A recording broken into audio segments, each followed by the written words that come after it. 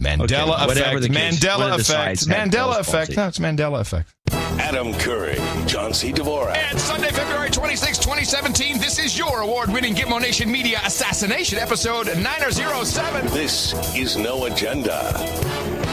Fixing pipes and programs without a checklist, and broadcasting live from the darkest corners of the internet from the airstream of consciousness in Fayetteville, Arkansas. In the morning, everybody. I'm Adam Curry. And from northern Silicon Valley, where it's sunny and dry, I'm John C. Dvorak. It's Crackbot and Buzzkill in the morning. Yeah, sunny and dry, and about, what is it now? It's about 40 degrees here in the airstream of consciousness. It's cold. Well, it's kind of cold. It's very cold here in Fayetteville. I think so. Yeah. It went down to 25 last night.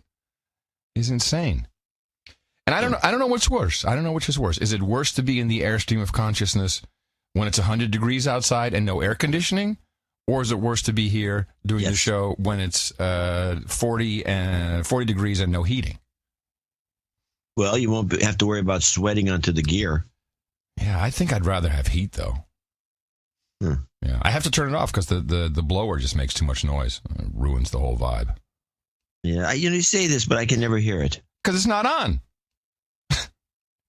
Well, turn the blower on. I want to hear it. No, I'm not going to turn it on. I have to go to the other side. Just trust me. It doesn't sound good. But it's been quite a challenging couple of days, 24 hours, whatever it was, getting up here. This was, we've talked about this before, about checklists. Yes. Yeah, and yes. Did I make a checklist? Well, I'm guessing no, or you wouldn't have brought the topic up. No, of course not. So Friday morning, we hop in the truck. We're on the way up to Fayetteville, Arkansas. Mom's weekend. Tina the Keeper's daughter goes to school here, so perfect opportunity to take the Airstream out. Nice little road trip. See my buddy, dude named Ben, up here, and just chill out. Maybe do a little bit of ham radio stuff. I don't know. See what's going on. So as we're driving, and we left Austin 78 degrees on Friday morning, driving up, and you see this go, it's now 68 degrees. We're not even in Dallas. And about 30 minutes south of Dallas, we stop for a little gas, and I'm like, oh, crap. You're not going to believe it, but I left pretty much the studio bag at home. So everything. That's a good one. Everything in other words, you left without a checklist. You forgot the whole thing. Well, I have a checklist for the bag. You see, so everything I needed was in the bag, but I left the bag. And I remember, walking like, this feels wrong. There's something wrong. I don't know what's wrong. I can't quite put my finger on it, but I'm carrying stuff to the car. I don't know, something wrong. This, of course, is a problem. Like, I'm not going to drive back 3.5 hours. So we find a Guitar Center, and I was able to pick up pretty much everything I needed. I had the microphone with me. I had the laptops with me, so that was all cool. But I just needed the audio interface and a mic stand, because, of course, the mic stand, I had the mic stand with me, but not the clamp that attaches to the table, because that belongs, as per the checklist, in the studio bag. So, okay, small crisis averted. We continue. It's a long drive from Austin to Fayetteville. It's about 8 hours if you didn't stop, so we did about 9 hours, 9.5 hours. And we get in 9 o'clock, and of course it's it's actually a pretty nice RV park up here. It's right on a golf course, interestingly enough. And of course, there's no one around, and it's dark, and pull up, and now it's 25 degrees, and I have to hook up the Airstream to water and to electricity, and so I'm doing, and I've got to get the metal stabilizers down, hook up the water, and I'm like, okay, I really got to pee, so I go into the little bathroom, the little commode, and as I'm tinkling away, I'm like, wow, I hear water running somewhere, and I can't quite figure it out, and I'm here, and I'm not liking this sound, so I'm trying to hurry up. I'm squeezing it out, and like, come on, go. And as I turn around, there's water gushing from underneath the sink all the way at the floor. I mean, there's water just flooding the place. What did you do? Well, first, let's talk. Why? Well, underneath the sink, there's an inline water filter. Now, this thing has been standing still for a couple of months, hasn't gone anywhere. It's supposed to have been winterized by the fine company who's supposed to be taking care of it and storing it. And this thing broke. And it's kind of like a tube. Have you ever seen these? It's just probably about a foot long. And, just you hook it up one end, the water goes through, and it comes out reasonably clean. So this is broken. And what kind of dirty water? This sink water? This is water going to come out of the faucet. So in other words, the water going that you're getting with your hookup, is it pee? I mean, is it? No. How dirty is this water that needs massive filtering? Well, you have a filter at home. Everyone has a filter. It's just a regular filter. So, it's good water. I don't have a filter at home. You don't have a Brita. Yeah, I got a separate little device. I have a Zero, by the way. Okay, so much better than the Brita. Well, it doesn't matter. But that's a separate device. I can still drink water from the faucet. Hey, you know what? Don't focus on that. That's not the story. Okay. So the problem is when you have pressure in the system, because you hook it up to the outside, either I have to clamp this thing shut, or I have to fix this filter, or shunt it, or something. So we can't have water because the water would just be gushing. Now this is 9:30. I'm like, okay, I look underneath, and it's like the top is kind of popped off of this thing. I said, well, maybe I can maybe I can MacGyver it. So I hammer it back in. I got my gaffer tape. Of course, you never go anywhere without gaffer tape. You have to have gaffer's tape wherever you go. Yep. And so I put it back in.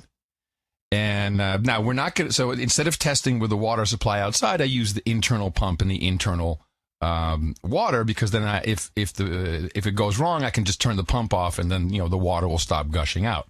So Tina's manning the pump switch. I'm underneath. Now it's now I'm really cold. We're tired. We want to shower. And wait a minute. So how cold is it in the trailer? Well, the trailer, it's 25 degrees. The trailer hasn't warmed up yet. So the yet. whole area is 25 degrees, and in the trailer, it's cold inside. Well, it's starting to warm up. Yeah, I turned the furnace on. I've got everything, but it's still cold. This is an operation. And somehow, so Tina turns it on. I'm like, it's holding. It looks like it's going to work. But apparently I had put the inline filter in reverse. Oh, great. You know what happens when you do that and there's enough pressure on it? I can't imagine, but it can't be good. No, the top pops off. The top pops off, and then it's like a Play-Doh factory of carbon goop poops out. Yeah, all those little. So, how'd you get the thing turned around? Huh. Yeah, well, there's an arrow that I didn't see. You can place it both either direction. Anyway. Okay. So now I'm just looking to bypass this thing. Can't find anything. So screw it. We'll go to bed. I get up at 6 a.m., go to Home Depot. Actually, they open at 6, so I'm there at 6:05. Of course, they don't have any water inline filters, but I get it piping. And, now I'm Mr. Plumber. Can you believe me, Mr. Plumber? Come back, fix the thing. All right, we're good to go. Finally, turn on the pressure. Everything's working. And all of a sudden, I hear drip, drip, drip, and I hear pshh. So all the ceilings, all the sealants, all the washers from in the shower to the sink to the kitchen have all dried out, and so they're all leaking. And there's water spraying left, there's water spraying right. It's a disaster. I'm surprised you're still alive. And the workmanship of these Airstreams is so pathetic. I know we've talked about it before. Americans are so sad when it comes. Donald Trump wants to rebuild our manufacturing. Well, if this is it, well, screw it then. We're doomed. Now I got a real good look behind the scenes here, behind the shower and all. It's put together willy-nilly, and things aren't spaced out. There's no attention to detail. It's really insulting when you think about what these things are going for. And what they're, the stature that they have. It's really, really pathetic. And basically, if an old one from the 40s was built better. What's good? They're all the chassis. Because it got a reputation somewhere along the line. Yeah, but that's really for the chassis and for the aluminum shell itself. But the interior, is no different than one of these formaldehyde FEMA things that are parked everywhere around me. It's all the same bullcrap inside. I reiterate. I wonder if the fit and finish and all the details and the way these were put together in the 40s was better if you took one apart than Probably. this new one. Oh, I'm sure. I'm sure they had actual piping, not just plastic. And I'm pretty. Yeah, no. You're right. Probably everything was better in the 40s. I mean, we are making plastic crap. Looks nice. Anyway, and then, of course, I had to spend a whole Saturday afternoon remembering how to configure the device that I use currently, which is another mind meld. So it's been... what device are you using for your... If you're talking your A to D converter for the mic? Yeah, this is the universal audio device. And it has, there's ways to do the routing. It's called flex routing. Oh, it's so simple. Well, no. You always have to wrap your head around, how are they trying to do this? How are they trying to make internal... It's too deep to even attempt to explain it, but yeah. Anyway, so yeah, here we are. I've had plenty of time to prep, and now it's just, I'm in the Airstream. We got our streams ready. Everything's rolling, and the heat is off, and I'm gradually getting cold. Well, as long as you don't freeze. No. I did get a lot of good stuff as I was... Oh, okay. Well, why don't you start off with one of your best good stuffs and see if I got anything better? Well, let's summarize the news. Okay. There was a speech. Trump gave a speech. Yeah, this CPAC, actually. You know what? Before we summarize, I have He didn't even go last year. They hated him last year. Correct. He went. This year he went. He went in 2013. I actually pulled a clip, which is a little too soon to play it right now in the show, but I thought maybe I'd just give you well, okay, I'm going to play for you. Here we go. Let's see, Steve Bannon and Bannon. Let's see, Bannon. Just a short little blip. This is you said Brannon. I'm saying Banyan. We need a nickname for him. I know. He's kind of what is his face? He's like a tomato face, a little bit. Well, He's got rosacea. Rosacea, yeah, something like that. Bad boy Brandon, here we go. It's not only not going to get better, it's going to get worse every day in the media. And here's why. But by the way, the internal logic makes sense. They're corporatist, globalist media that are adamantly opposed to an economic nationalist agenda like Donald Trump has. Okay, so that's Brandon on the media. And he nails it. That's absolutely the case. Yeah, here is Farage, who dropped by to speak, our buddy there from the UK's. I always believed that we should govern our own country. I always believed we should be free to reach out and make our own deals with our real friends in the world. And it's funny, our real friends in the world speak English, have common law, and stand by us in times of crisis. I like they speak English. If you don't speak English, you're not our friend. You're not English. Now, Trump had a couple of interesting things to say. Here's a short one about well, I just say this is no to globalism, which if anyone saw any clips, you probably saw or heard this one. Global cooperation, dealing with other countries, getting along with other countries is good. It's very important. But there is no such thing as a global anthem, a global currency, or a global flag. This is the United States of America that I'm representing. I'm not representing the globe. I'm representing your country. Yeah, that's the one thing that we always take exception with. Like, he's the leader of the free world. No. So I like that. Now, here is, I was yelling at President Trump when he was saying this. And I understand from a populist nationalist point of view why you position something like this as he does, but it is so incredibly wrong, and what an opportunity is missed, maybe not on this crowd, the CPAC crowd, but maybe there is, about the amendments and what they mean. And this is so wrong. I'm going to play it. It's only 40 seconds. I'll play it, and then I'll tell you why this is so wrong. Just to conclude, I mean, it's a very sensitive topic, and they get upset when we expose their false stories. They say that we can't criticize their dishonest coverage because of the First Amendment. You know, they always bring up the First Amendment. And I love the First Amendment. Nobody loves it better than me. Nobody. I mean, who uses it more than I do? She's already wrong. But the First Amendment gives all of us, it gives it to me, it gives it to you, it gives it to all Americans, the right to speak our minds freely. No. It gives you the right. No. And me the right to criticize fake news and criticize it strongly. No. This makes me so mad. So particularly if you're pontificating about the First Amendment, which reads, Congress shall make no law. The First Amendment does not give you, Mr. President, or anybody any right. It protects the right we already have. And I'm very disappointed in this. He needs to talk to that guy who wrote the book about the 12th Amendment, the 9th Amendment, some of these, this amendment guy. It was an Indian, which I think is... is that that's... that book that... Everything you didn't know about the Constitution. Right. Some other stuff. Yeah. Yeah, well...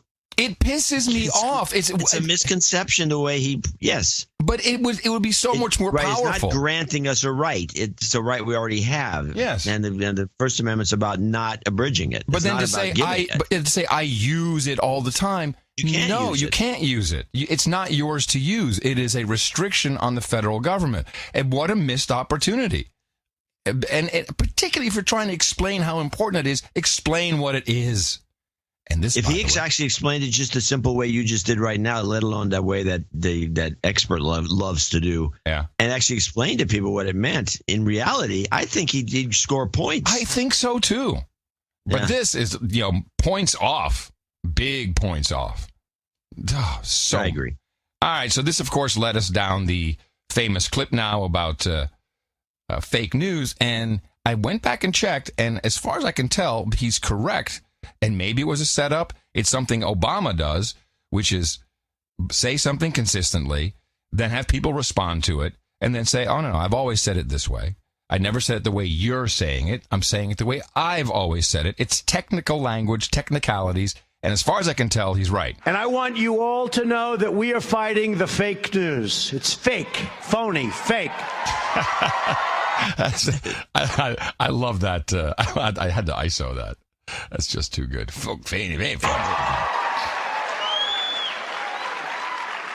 A few days ago, I called the fake news the enemy of the people, and they are. They are the enemy of the people. Because they have no sources, they just make them up when there are none. They're very dishonest people. In fact, in covering my comments, the dishonest media did not explain. I called the fake news the enemy of the people, the fake news. They dropped off the word fake. And all of a sudden, the story became the media is the enemy. They take the word fake out. And now I'm saying, oh, no, this is no good. But that's the way they are. So I'm not against the media. I'm not against the press. I don't mind bad stories if I deserve them. And I tell you, I love good stories, but we won't talk. I don't get too many of them. But I am only against the fake. Sorry. It's when he's speaking like this, which is this off the cuff. It is performance art in some way. Oh, totally.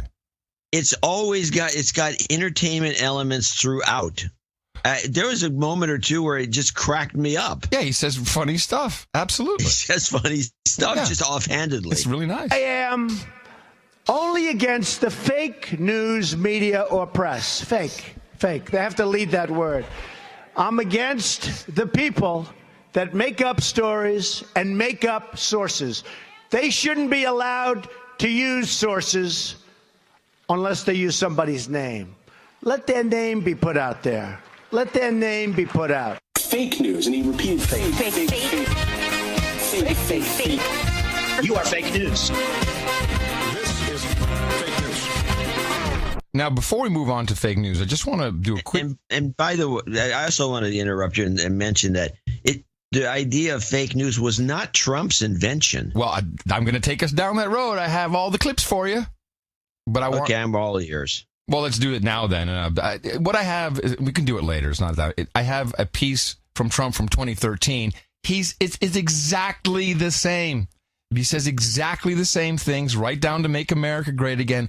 If anyone was paying attention, they could have heard. I mean, you can go back to 96 and Trump is saying the same things about China, about our country being in trouble, all of that stuff. NAFTA, yeah, the whole thing. Here's a quick little montage of a few times our President Obama spoke about fake news. In this case, you may recall his jihad against Fox News. You talked to somebody who said, well, I don't know, I was watching Fox News and they said this horrible. Good, affordable health care might seem like a fanged threat to the freedom of the American people on Fox News. Fox News, on a regular basis, it is a constant menu. They will find, like, folks who make me mad. Look, if I watched Fox News, I wouldn't vote for me. Look, if I watched Fox News, I wouldn't vote for me either, right? Because, you've got this screen, this funhouse mirror through which people are receiving information. Now, these are just clips, but I also dug up an actual report, a package from 2009 from CBS, CIABS. And who's the pixie girl who went on to work for Yahoo? What's her name?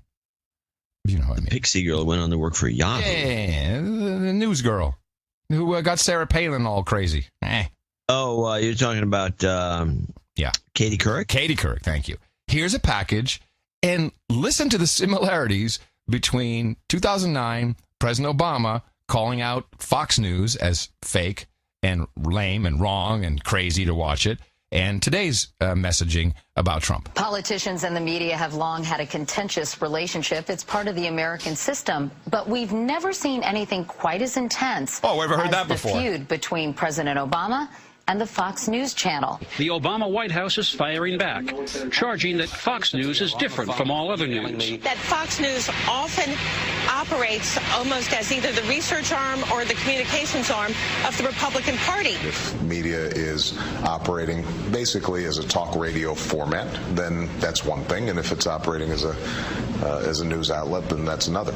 And the White House has gone beyond words. Last September 20th, the president went on every Sunday news show except Chris Wallace's show on Fox.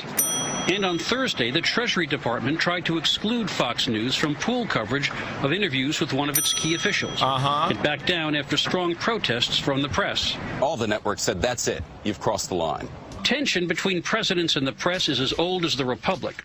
FDR was so incensed by the war reporting of one New York Daily News correspondent, he tried to present him with an Iron Cross from Nazi Germany. I didn't know that. This is a great. Can you imagine? Can you imagine Trump doing that? Yeah, straight from my playbook. John Kennedy tried to get New York Timesman David Halberstam pulled out of Vietnam.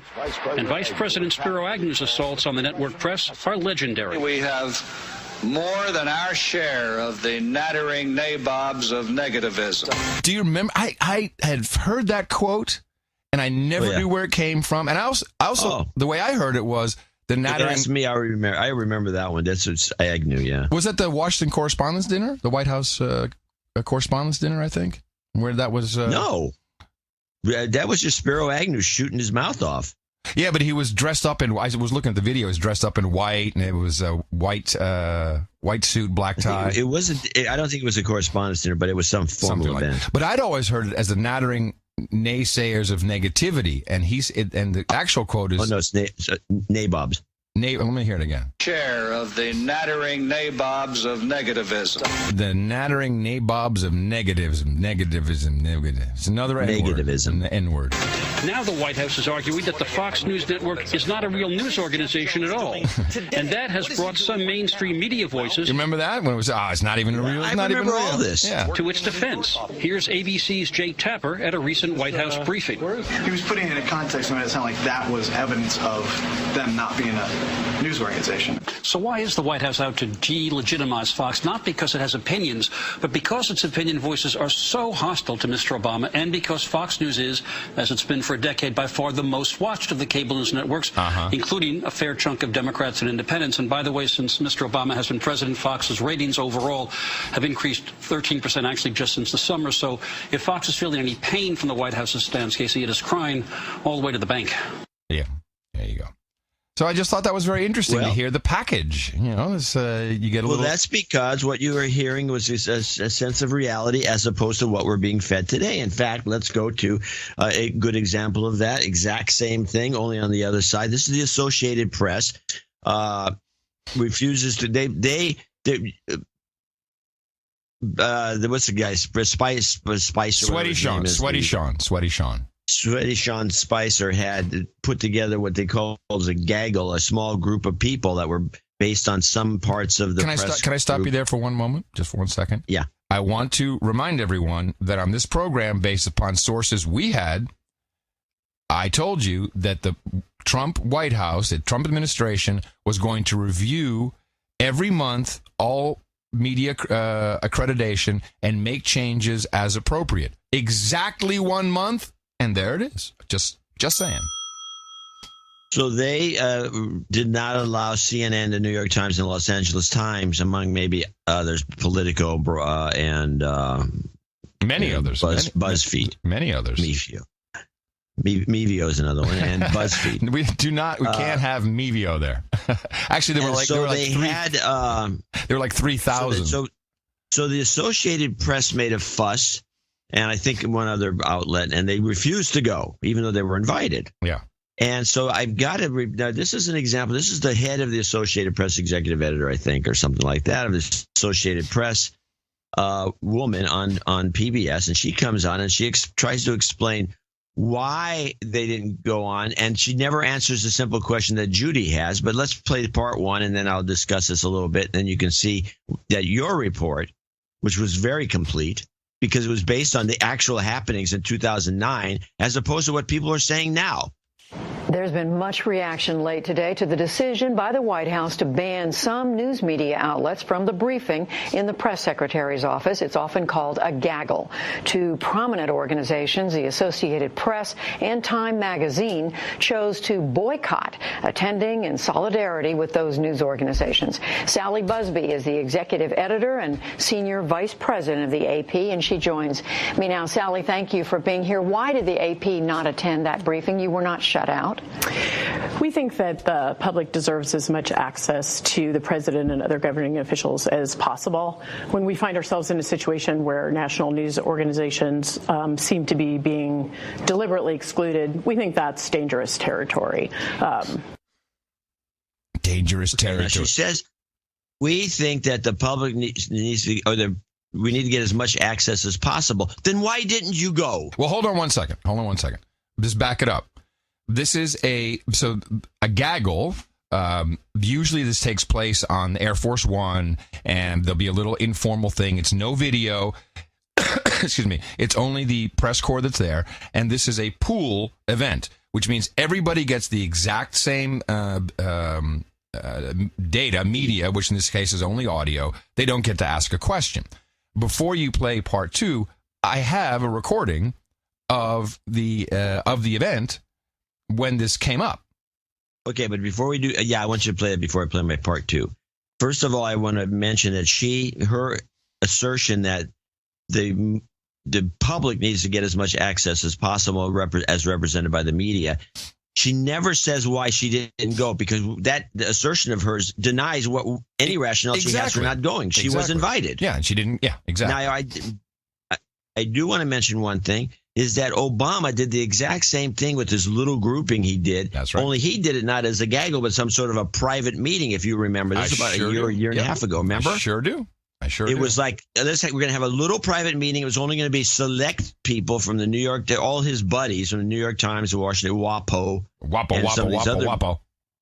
And again, completely left out everybody else and just had this little thing, and nobody bitched about it. Well, the media actually bitched about it because they didn't get to go into it. But okay, play your little clip. Yeah. So important here is that many organizations, and maybe we should just point out that everyone's talking about the free press. Well, the Constitution doesn't talk about a free press, which in my mind would mean it's free, but I don't have to pay for it, which a lot of the press out there today is free. Bloggers, yes. The Constitution speaks of freedom of the press, which in my constitutional analysis means they can write whatever they want to write, however they see it. It doesn't mean they get exclusive access, because not everybody can have exclusive access. We don't get an invite. I have questions. I'm pretty sure that if I put in my notice and say, hey, we'd like to beat the gaggle, then you go, that's exactly what it would sound like. Pretty much. And, so also journalists, and you can back me up on this, are not free to write whatever they want. Bloggers, yeah, but not journalists. No, they have to go through the editor. The editor might have to talk to the publisher. The publisher might have to talk to the owner. Usually the editor never talks to the publisher, except in other meetings, but it's not going to be about your article.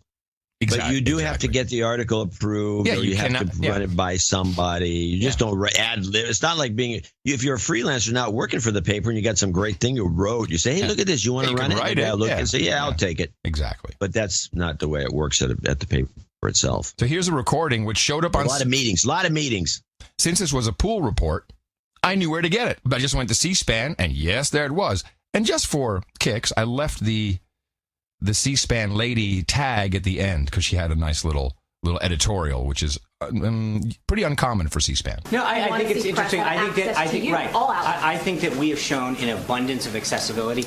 We've brought more reporters into this process, and the idea that every time that every single person can't get their question answered to fit in a room that we're excluding people, we've actually gone above and beyond with making ourselves, our team, and our briefing room more accessible than probably any prior administration. So I think you can take that to the bank. But why not those other organizations? Why? Because, Cecilia, there's 3,000 people that are credentialed to come in here. But there are take that to the bank. Okay. Oh, no, there's not 6. There's actually, that is false. To say that there are 6, maybe 6 that reached out to you, but that is not. No, hold on. Listed in the White House Correspondents Association. I understand that. There are way more than 6 that wanted to come in. We started with the pool, and then we expanded it. So, I get it, but why? I can ask, there are plenty that want to come in at all times for every event. We do what we can to be accessible. And if there's a problem with that, I understand it. But we do what we can to accommodate the press. I think we've gone above and beyond when it comes. What are you doing? I don't know. I hear beeping. Not doing anything. Oh, it sounded like you were playing something. No, I was like, it was some random beeping. I thought that was coming from your clip. No, well, it must be. It comes to accessibility and openness and getting folks to, our officials, our team, and so, respectfully, I disagree with the premise of the question. Thank you. That audio was recorded by the White House Pool, a group of news outlets that, under a longstanding agreement, share material with all media colleagues, regardless of who was physically present. After the briefing, the White House Correspondents Association released a statement saying the WHCA board is protesting strongly against how today's gaggle is being handled by the White House. The board will be discussing this further with the White House staff. This bit lasts about 20 minutes. Yeah. So it's not. And by the way, since it's a pool, that's everybody gets it. Everybody gets. Everyone can get the feed. So what difference does it make? Why do you have to be there? Why do you have to be inside when you can get the feed? Which is the way I feel. Like I don't need to go sit in the gaggle. I just got it off C-SPAN the way it's supposed to work. Perfect. I mean, unless you're trying to get a date with some reporter for some other operation. I mean, that's a possibility. Well, Shep Smith is still looking for a job. He's continuing to jump on the report, as you pointed out, astutely, that he's thinking, oh, crap, I got to get out of this Fox News. I need a new gig. Everyone's moving around. he figures he can make a jump and get some dough. Yeah, well, I'm not so sure. Well, here he is. For the record, fake news refers to stories that are created, often by entities pretending to be news organizations, solely to draw clicks and views and are based on nothing of substance. In short, fake news is made-up nonsense delivered for financial gain. CNN's reporting was not fake news. Fake news. Its journalists follow the same standards to which other news organizations, including Fox News, adhere. Senior administration officials regularly speak without attribution so that the public can be informed of what our government is doing, off the record. Just as CNN reports, Priebus sent officials to speak off the record against the Russia-Trump campaign reporting. No, okay. So Shep still looking for and by the way, it's a known fact that very often these so-called off-the-record comments, which are done many times to move the reporting into a certain direction, to kind of buffalo the reporters, it's used to manipulate the media. Yes. Yeah, and they're so pissed that they're not a part of the manipulation. Damn it. It was our turn to get manipulated. All right, so we have the Associated Press woman, and she's continuing to talk with Judy. With no real reason for not going to this thing except to, sisters unite or whatever. And so this is the second part of it. Deliberately excluded. We think that's dangerous territory. Is this White House, are these behaviors, rules different from previous White House rules? There's always physical limitations on access. There's always compromises that we make and concessions that are made for physical limitations and other things. I think when you get to the point where there are news organizations that seem to be being deliberately excluded, I think that's different. We felt today was different. So that hasn't happened before, to your knowledge? I can't speak for all of history. Right. I think in the access fight that we've been engaged in for many decades, this felt very different to us today. Oh, yes, it's felt different. There it is. That's the key. Yep, hold on. Felt different. That's it may have happened before, but it felt very different. Yes, because instead of blocking Fox, they were blocking the left-wing media. Listen to that again. I mean, it felt different to you. I want to hear her say that again. All of history. Right. I think, in the access fight that we've been engaged in for many decades, this felt very different to us today. Yes, because it was about us. And we're the good guys. We're the good guys. You can't have that. I found it very disingenuous. All of her remarks. Well, certainly in light of the in light of what happened in 2009, which exactly happened in 2009. The same. It was the same. And that and this sort of thing, which is like, it's never been this bad.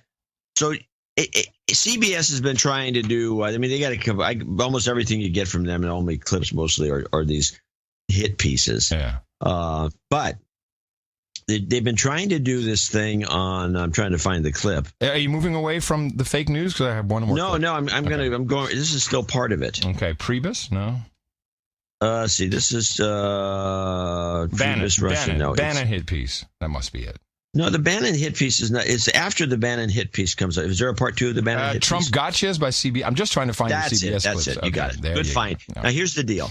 Now, again, we're seeing nothing new with any of this. And we're seeing actually nothing new with what Trump's trying to do. No. All we're saying is it's just different actors, and the other side, the losing side, is very irked. Yeah. And they're going to stay that way. So now listen to this piece, which is, as you know, CBS tried to do this, and we had it on the show a couple of times. They've been trying to do fact check. Oh, yes. And CBS News has looked at what he said, and he said there was 45 guys that were shot, and it turns out to only be 44. Another fact check. I mean, this is kind of so this has been going nowhere. So so they're trying to twist it a little bit more, and here's another example. And this time, I think somebody in the front office says, "Hey, don't do that because this isn't working out." Because you're actually making Obama look worse than Trump.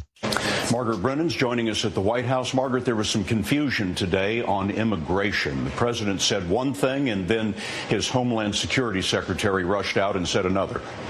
Yes, well, the president sent his secretaries of state and Homeland Security south of the border to reassure officials there that illegal immigrants will be treated humanely when they're deported from the U.S. to Mexico.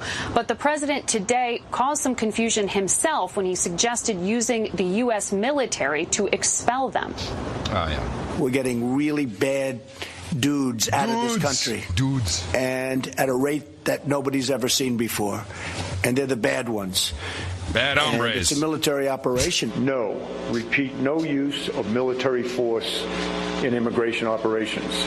None. The White House later tried to clarify, saying the president meant military operation as an adjective to describe what they say is an efficient rate of deportation.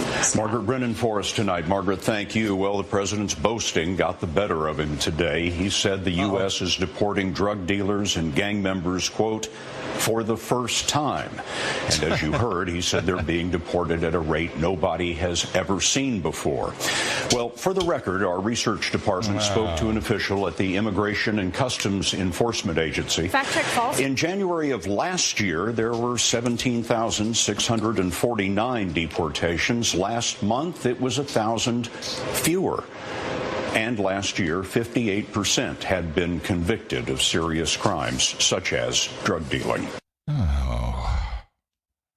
So, this is their example. There was 1,000 less that Trump did, which means there was 1,000 more that Obama did. Yeah. And to make it worse for Obama, they said there was 58%, only 58% of his deportees were convicted of anything. Yes.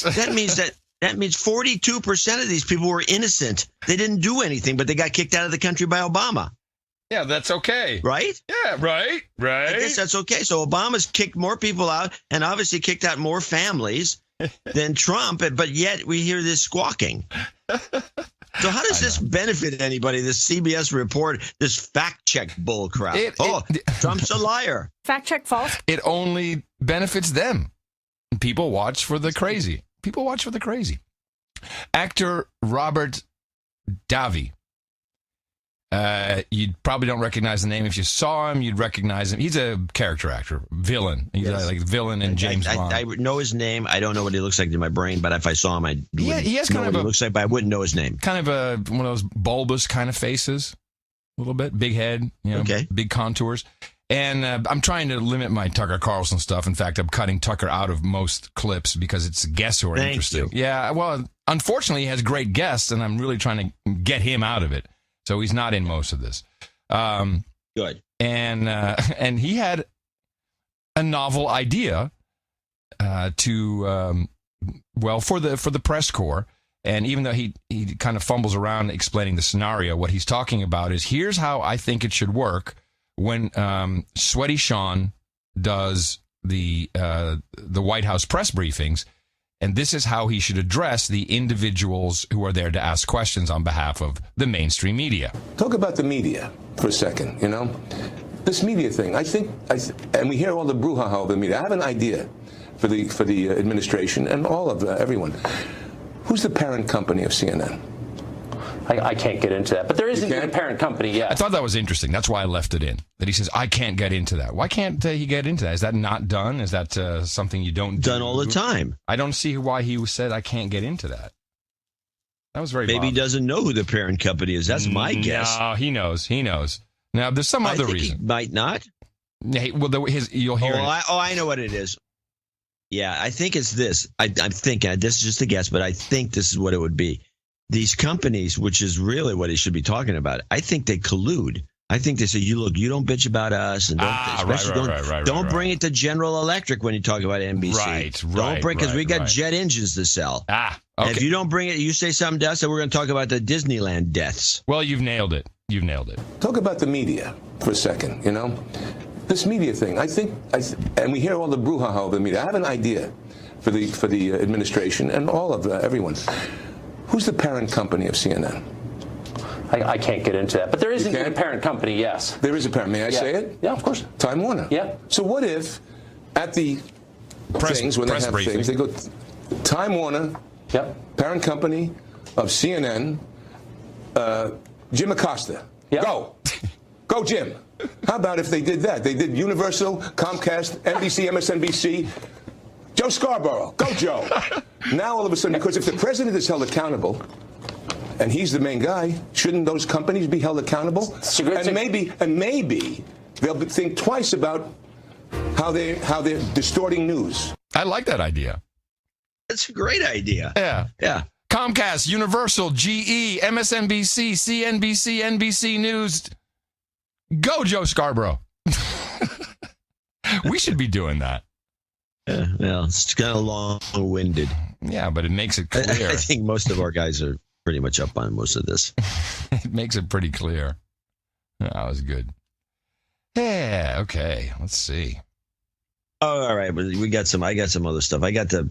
Let's play. I have a different kind of a PBS. I got about 5 different reports. I got RT. I got CBS, and I got PBS. PBS probably backed off the best and did the best job on the CPAC thing with Trump. Hey, maybe we should explain briefly what CPAC is, so because a lot of people not Conservative Political Action Committee, I think. Yes. And they have a it's a big operation. It's not necessarily the Republican Party, correct? It's just this people. It's for conservatives, but it's always Republicans. I mean, I've never seen any. Well, Democrats. libertarians. Maybe? Well, yeah, but they're usually Republicans too. Oh. I would say they used to be dominated by the libertarians, and they finally. I've always thought that they were annoyed by the libertarians because they do these straw polls on who should be president. And Ron Paul would always win. Right. The libertarians were always in there giving their libertarian speeches. Last year they kind of softened it a little bit, and then this year there's no libertarians at all. Ron Paul didn't speak, Rand Paul didn't speak, nobody spoke except check this out. Trumpites. Bilderberg Illuminati. Bilderberg Illuminati. Go, Mika. Just practice. The Trump.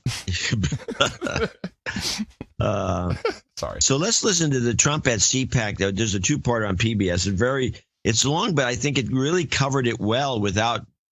There was, I think, a subtle attempt to maybe embarrass, let Trump embarrass himself, let him say these crazy things, and the people in the know, in other words, the Trump haters will spot that as for what it is, and the Trumpites will just not think twice about it because it's just Trump. The spotlight was on President Trump today as he took the stage at the annual Conservative Political Action Conference outside Washington. He touted his agenda and called some news outlets the enemy of the people. That's before a crowd of activists who have at times viewed him with a skeptical eye. John Yang reports from the conference. Our victory. It should be Burlington Northern, Archer, Daniel Midlands, go. The conference. Our victory was a victory and a win for conservative values. President Trump moved today to put his brand on the conservative movement, stressing his populist nationalist vision of America first. There is no such thing as a global anthem, a global currency, or a global flag. This is the United States of America that I'm representing. I'm not representing the globe. I'm representing your country. Speaking at the Conservative Political Action Conference, or CPAC, in a packed hotel ballroom, the president said he's transforming the Republican Party. The GOP will be, from now on, the party also of the American worker. If you look at how much bigger our party has gotten during this cycle, millions and millions of people were joining. Now, I won't say it was because of me, but it was. Okay. Mr. Trump told the enthusiastic crowd he would soon sign a new temporary travel ban, a signature campaign pledge, to replace the executive order the federal courts put on hold. And in a matter of days, we will be taking brand new action to protect our people and keep America safe. You will see the action. I will never, ever apologize for protecting the safety and security of the American people. I won't do it. While some conference attendees said they had reservations about another key Trump policy position, opposition to multilateral trade deals, it doesn't dampen their enthusiasm for the president. Everything he said, I agree with, with the exception of maybe some of the trade stuff. So, I can't get 100% from him. Can't get 100% from anyone. But overall, I was very pleased. Others said Mr. Trump's election is redefining the Republican Party. I think there's a lot of people that have have the conservative values. I mean, they just haven't come out of the closet. You know, they were kind of keeping low before, but there's a lot of people I've talked to that said they've come out since Trump won. People have come out of the closet. Yeah, I guess that's what he said. I found that the switch, the way, the malleability of the Republicans. I think the Democrats would be the same way. To be the party of the, this got to freak the Democrats out. By the way, that the Republicans want to be, or at least Trumpites want to be, the party of the working man. Oh, when you just a large voting bloc. When you're ready, I have a piece from the DNC that it has to be heard to believe. You want me to play part 2 of this, which is just kind of the wrap, and then you can play that? That sounds good. Yeah, let's do it, because that's good. The president also devoted much of today's speech to a favorite topic, lambasting what he calls the fake media. I'm against the people that make up stories and make up sources. They shouldn't be allowed to use sources unless they use somebody's name. What is the typical policy, John? You, of course, have been a journalist all your life. What is the policy of unnamed sources? It's okay. It's okay. Some people you can't name. They're like your secret source. There's some guys in the government who's spilling his guts to you. This is exactly what you want. Right. But the problem is, there's no rule. Yeah, it's bullcrap. You can use these sources. You say a government source told me, blah, blah, blah. Right. And then you can maybe balance that a little bit if you want to, or you don't have to. Generally speaking, when you do that, it's because you got something scandalous to report. Right. And the guy will get in trouble if he finds out about it. And that's why they monitor these guys so much. It appears to me these days, it's just everything is an anonymous source. Just about all reports. People don't. Well, I think they're not pressed to go on the record anymore. Let's put it that way. Well, that started a while ago. Mm-hmm. I think that started probably during Bush. I'm sure it did. And it was really gotten out. I think it's slightly out of control because you get it so nobody's saying anything. They just haven't got the guts to do it. But they've also been told not to say anything. And there's all these new rules at the federal level that they don't allow you to talk to the press at all. You can't even have lunch with them. Right. Or you're violating some rule, which is, I think, is what Trump is bitching about, because all these people are rule violators, or they wouldn't be getting all this information. The danger is especially with some of these outlets that are very biased, and I would put CNN in that category for sure. You could make it all up. And in fact, there's been examples. Or your sources who are not held accountable could be making it up. Or both. Correct. Which doesn't make sense. All right, but one or the other. But you can be somebody could be making this up. It could be taking, and also a lot of these sources are basing their information on gossip and rumors, which are generally not reliable. But these operations, I mean, the Washington Post is a good example. I think Janet Cook, you can look her up. She's making stories up years ago, and I think she won a Pulitzer Prize. She was a black reporter. Yeah. She was a black reporter, and she wrote about some stuff, and she was just making it up. So the New York Times or the Washington Post was busted for that. The New York Times had this guy, there's a black male who was making stuff up, making up all these stories as a big hero. And how about the weapons of mass destruction?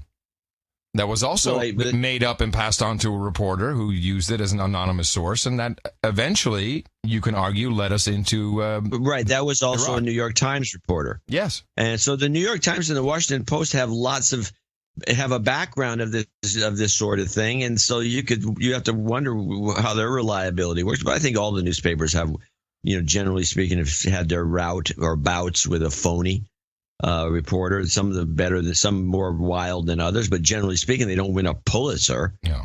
And which is an embarrassment, because where's your editors? Is anyone doing any work over there? Where's the fact checking? So you can have this. Yes, if you're writing for a newspaper, you can be a complete fake. You can fake stories very easily. But using anonymous sources, if you're a good reporter, you vet them, you double check, you just don't run crazy with this stuff. And I think they're running crazy with a lot of these stories because some of them turn out not to be anywhere near true. Okay. But again, now here's a good example. Well, if anybody wants to watch this series, Berlin Station. Yeah, which I still haven't seen. You keep telling me to watch that. In Berlin Station, there's an episode where this Chinese general who is living in Berlin, he's snuck out of the country and he's now a spook or he's not a spook, he's an informant. Somehow somebody finds out about it and they run a news story on it, and they run it at a front page of one of the top newspapers. The CIA station guys find out that the news story is going to run in like 5 hours. They go kidnap the guy, put him on a plane, and drop him off in Beijing just as the news story comes out. And the Chinese are shown on their news network saying, we've got the general. He was hiding in an apartment in Beijing, because that was part of the deal to turn him back over. Right. Even though he was supposed to be kept in the country outside of China because they're going to execute him now. And they said, well, that's the way it goes. And meanwhile, the newspaper comes out saying he's in Berlin, and there's the news on the TV showing that he's in Beijing. Boom. Right. The newspaper gets burned. In fact, they had the right story. Very good. That whole series, Berlin Station, is quite dark. It's fun to watch. It's not a fast-moving shoot 'em up. It's on the list. It's just good. Back to PBS's second part of the report from CPAC. The president also devoted much of today's speech to a favorite topic, lambasting what he calls the fake media. I'm against the people that make up stories and make up sources. They shouldn't be allowed to use sources unless they use somebody's name. His latest target? A CNN report that FBI officials refused the White House request to knock down reports of alleged conversations between Trump associates and Russian intelligence officials during the 2016 campaign. Before this morning's speech, the president tweeted, "The FBI is totally unable to stop the national security leakers that have permeated our government. Classified information is being given to media that could have a devastating effect on U.S." This afternoon, the Trump administration's relationship with the White House press corps hit another stumbling block. Some news outlets, including the New York Times, CNN, and the Los Angeles Times, were excluded from an informal off-camera briefing with Press Secretary Sean Spicer. Conservative news organizations were allowed in. White House officials offered no immediate explanation. For the PBS NewsHour, I'm John Yang at CPAC in Oxon Hill, Maryland. Burlington Northern. Great. Well, in the background of this CPAC event, the Democratic National Committee, the party, were working on electing a new leader. And there was lots of debates and things going on. And I was very happy to see that Donna Brazile, the interim chief of the DNC, you'll recall, but we probably should just back it up a little bit. During the election cycle, she received questions from CNN where she was working, and she passed them on to Hillary, and then later had the audacity to say, well, we don't know if that's true because the Russians hacked my emails and they were changing stuff. And so, she's a liar, and she was fired from CNN over it. Fired. Now she comes out, and you have to bear in mind, this little speech she does is all about her, because I'm sure she was threatened. I'm sure she had a really rough go of it. I bet people blamed her. In emails, we also saw that she was more than willing to screw Bernie Sanders over. So that's a little review. Now she comes out, and her job here is to rile up the base, who are incredibly unenthusiastic. They needed Jeb Bush there to say, please clap a couple of times. But speaking of frenzy, she goes into just a crazy rant that has to be heard to be believed. When I received that call on Sunday, July 24th, to once again become your chairwoman, I did so without reservations. Now, does she usually get open table to get those reservations, or did she mean to say reservation? I did it without reservations. Really? When I received that call on Sunday, July 24th, to once again become your chairwoman, I did so without reservations. I was just a walk-in. No reservation for me. I don't need reservations. All right. That just kind of set me up for the goodness that was about to come. Because I'm a Democrat. Oh. I dropped everything I could possibly drop out of my life. My jobs, my income. Whoa. You were fired from your jobs. What do you mean? My jobs, my income. Now you were fired. Out of my life.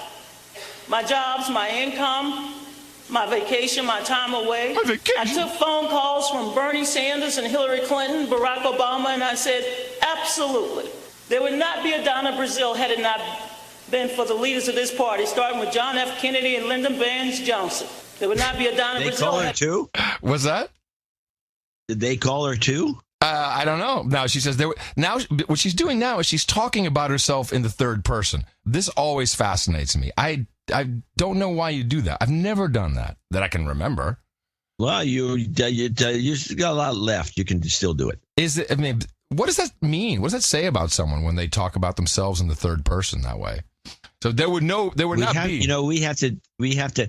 Here's what. I mean, we can just make something up right now, but I think we should actually look into it. Okay. And have some psychiatrists and some other people tell us, so we can actually report to our producers. Good. What does it really mean? I mean, it happens all the time in sports with certain psycho players. They always talk about themselves in the third person, but it's always Trump also to me. It's does always it. Something psycho about it. Trump also does it. He does it a lot. Constantly. All right. So narcissism, probably. That's just going to be my guess, but we'll see. Clinton, Barack Obama, and I said, absolutely. There would not be a Donna Brazile had it not been for the leaders of this party, starting with John F. Kennedy and Lyndon Baines Johnson. There would not be Lyndon Baines. She's funny, man. Let it play. All right. There would not be a Donna Brazile had it not been for Jesse Jackson and Walter Mondale and Dick Gephardt and Mike Dukakis and Bill Clinton and Al Gore and Barack Obama. I fought over the years with Hillary Clinton when she first started the Children's Defense Fund. And yes, I marched with and registered new voters with Bernie Sanders. And so my first obligation as the party chair was to make sure that I went into that building to conduct the most exhaustive review of our party. Now, I know you don't want me to stop it, but geez, come on. I went through everything I could find. And let me tell you, when I found things that were inconsistent with our values, I made sure that we put it aside and we got rid of it. Everything's clean now. Don't worry. Donna Brazile has cleaned house. It's all good. And every step along the way, I would call Bernie, I would call Hillary, and I would report back to them. And yes, I am grateful that both Bernie and Hillary stood by us as this party was hacked by a foreign hostile military intelligence unit. They stood by us and they helped us to stand back on our feet so that we could get back to work to win for Democrats across this country. Remember, she's talking about herself. And so when it comes to the staff of the Democratic Party, I will stand by them. They are the best and the brightest, the hardest working, the most dedicated, and let me say this, the most courageous people I know. I know people who had to march and then came home bleeding. I know people who found their family members hanging from trees. I have lived long enough growing up in this South to see blood on the hands of those who tried to get people to register, and yet I watched for the last 7 months people who came to work after their lives were threatened, after they had to deal with bomb threats, after they had to deal with people who wanted to murder them. They came to work for you. They didn't back down, and I will never back down from them.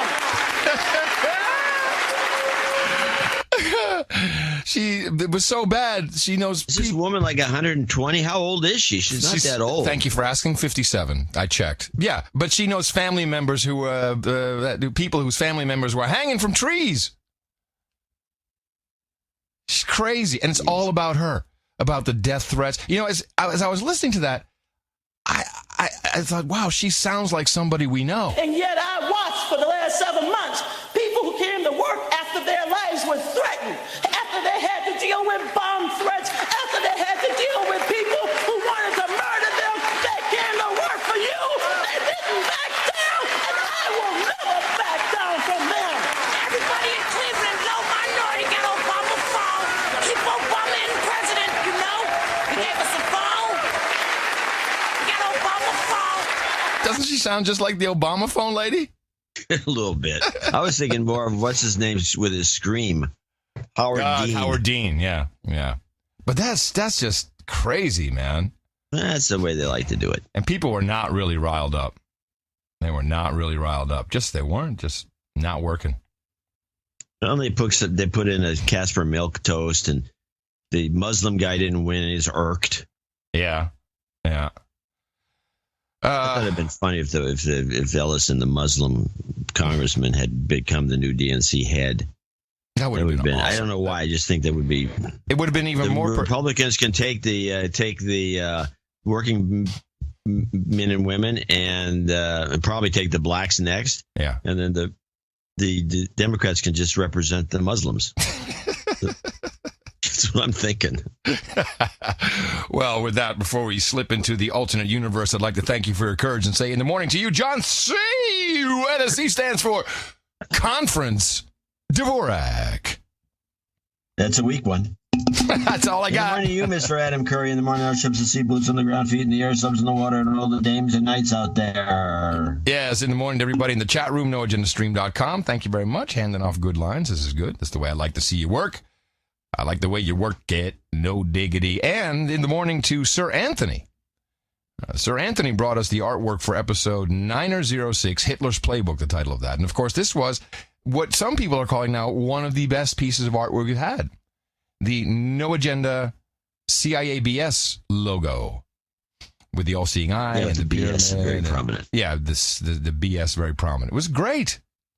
Fantastic piece of work. And, of course, it was very, and it was great and funny. Yes. And we love to credit our artist, which we always do in the show notes as well. This will be for 907.noagendanotes.com. And, of course, anyone can upload anything they think will work at noagendaartgenerator.com. Value for value is our motto. So we have a couple of Instanites today. Whoa, really? What happened? And they saved the day for us, that's for sure. Why was that? Starting with random number. Okay. Peter Ruthven in West Pymble, New South Wales, Australia. Oh, nice. Came in with $1,000, and he's been listening to for a long time without donating, so he decided what better time to fix this, excuse me, than for my birthday on 2/22. He's turned 35. He's on the list, I assume. Yes. While I am traveling, yeah. While I'm traveling Europe. Yes. That's an Anglicism. I would say while I'm traveling in Europe. Or through Europe. Or through Europe, but he's traveling Europe. I went to hospital when I was traveling Europe. I went to hospital when I was traveling Europe to buy a scarf. While wearing headscarf. I feel that with Adam's talk about heading to Australia soon, and so many signs from the show, he's gotten a lot of people get signs, which is great. I have seen lately. I couldn't avoid this anymore. I've really enjoyed the shows of late, and they've given me the opportunity to have some interesting conversations with fellow travelers. I've been on the road since before Christmas on different tours with close to 200 different people, primarily aged 18 through 20. Is he a roadie? Is he I don't know, truck producer driver maybe? For rock and rolls? I don't know. We're going to find out. Well, you're talking about 18 to 25. That's the group. I want to find out. Let us know. He says it's certainly been an eye-opener. So often when you actually let you look him up. I don't say that we just look everybody up, but sometimes you can look them up. They're on LinkedIn or they're famous in some way. Okay. We have a lot of famous people that listen to the show, but they don't brag about it. Anyway, what was it? He's getting a good conversation with these kids. It is in the mainstream narrative. People really do seem to shut down now and do not want to talk. I have assumed this, and really just an American problem. He thought it was an American problem that people don't want to talk. He says no, it's wider. Anyway, thanks for all the work you do, which I think we know that. Looks like he's a financial consultant. Maybe he's on some speaking tour, but 18 to 25? No, I don't know. I look forward to hearing for your future deconstructions. The only request I have are for a de-douching, jobs karma, and I will have to look for work once I get back home. Regards, soon. Maybe he's following the dead around.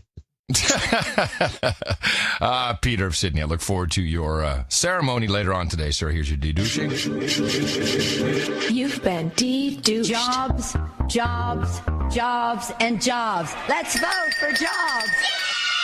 You've got karma. And thank you very much for your instant. And there are a lot of people that are like, whatever they do, they could be bankers, and all of a sudden they decide to go on the road for a year and follow the Dead, the Grateful Dead, or the new band. I forget the name. That's what's next for us. Fish. And then they say, the Dead or Fish. Fish is the new band. Fish. Nobody follows Fish. Yes, there are Fish people. Please find attached a check for $1,000. This is our next instant. This is AJ Van Steenbergen. Okay. Van Steenbergen. Sounds Dutch. Yes. I understand you all have real trouble keeping track of small donations until we reach knighthood. We don't have trouble at all. No. At all. Because we don't keep track at all. That's why it's not a problem. So it's not a problem. I decided to go all in with my first donation. I'm tired of being a douchebag. Another one. This is great. I hope everybody out there hasn't donated, which is plenty of people. They all of a sudden say to themselves, I'm a douchebag. Besides coughing, they say, I've been a douchebag. I'm going to give $1,000. Anyway, henceforth, that tells me that these people have enjoyed quite a considerable amount of value from the program, and that makes me smile. Well, that's good, and they've also gotten a guilty conscience finally. Anyway, you have to give him a de-douching, so let's just do that. You've been de-douched. Anyway, henceforth, he'd like to be known as Sir Dogbert of the SoCal Underverse. Okay. He's in Carlsbad. He's in the Southern California. As a fairly recent smash mouth victim, I wanted to share my first Social Security check with you in gratitude. This is great. Wow.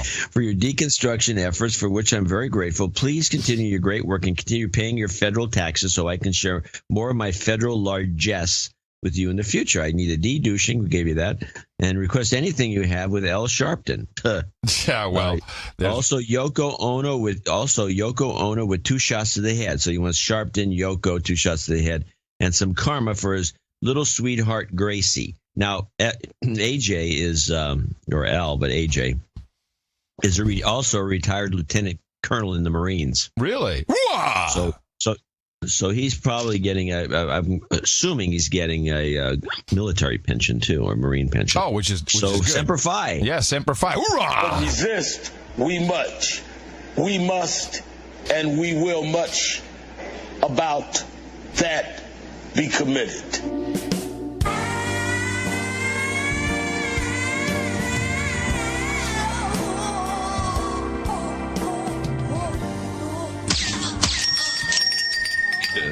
You've got karma. Yeah, you need a lozenge, man. You okay? I do need a lozenge. I'm going to have to find one in a minute. Yeah. Sir Tom Derry, 333 parts unknown. Hey, Pinky and the Brain, having been without steady work since retiring from the Navy in July of 2015. Today's Military Day. Money has been tight, and I have been able to I have not been able to donate to the show.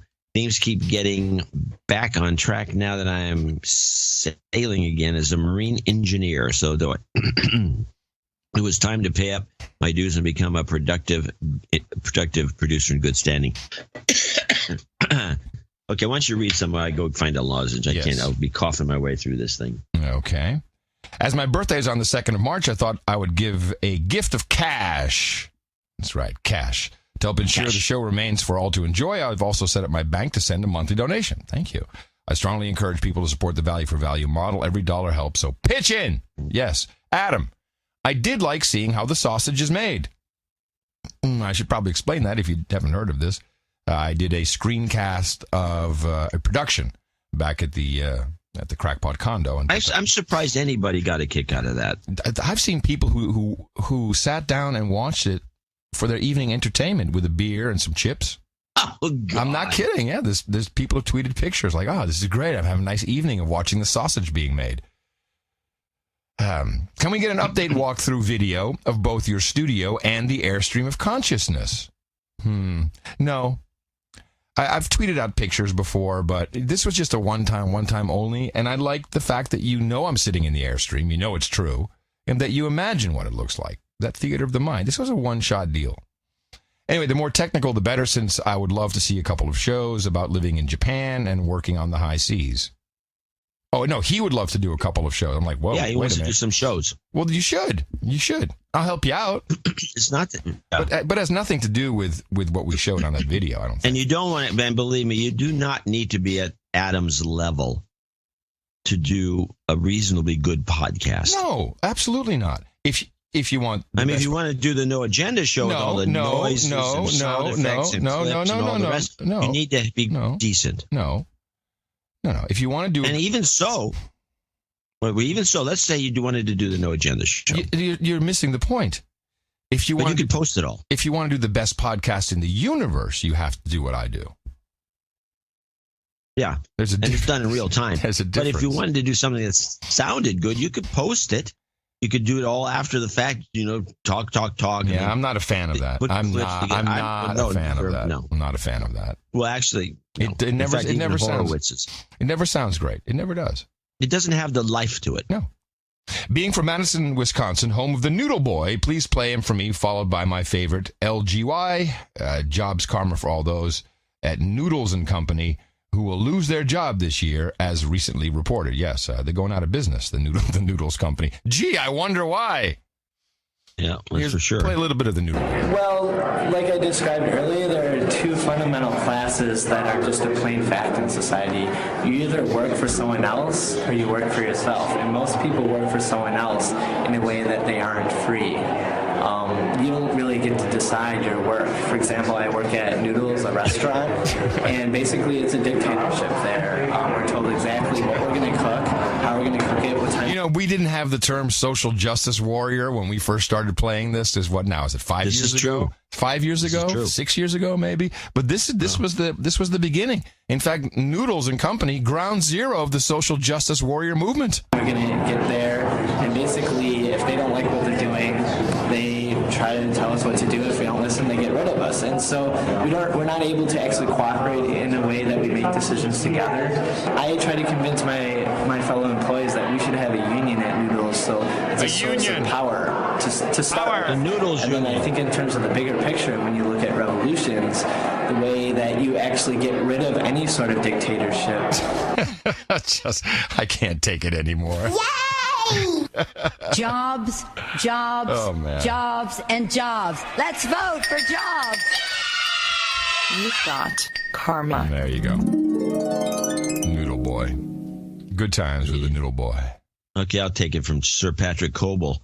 $255.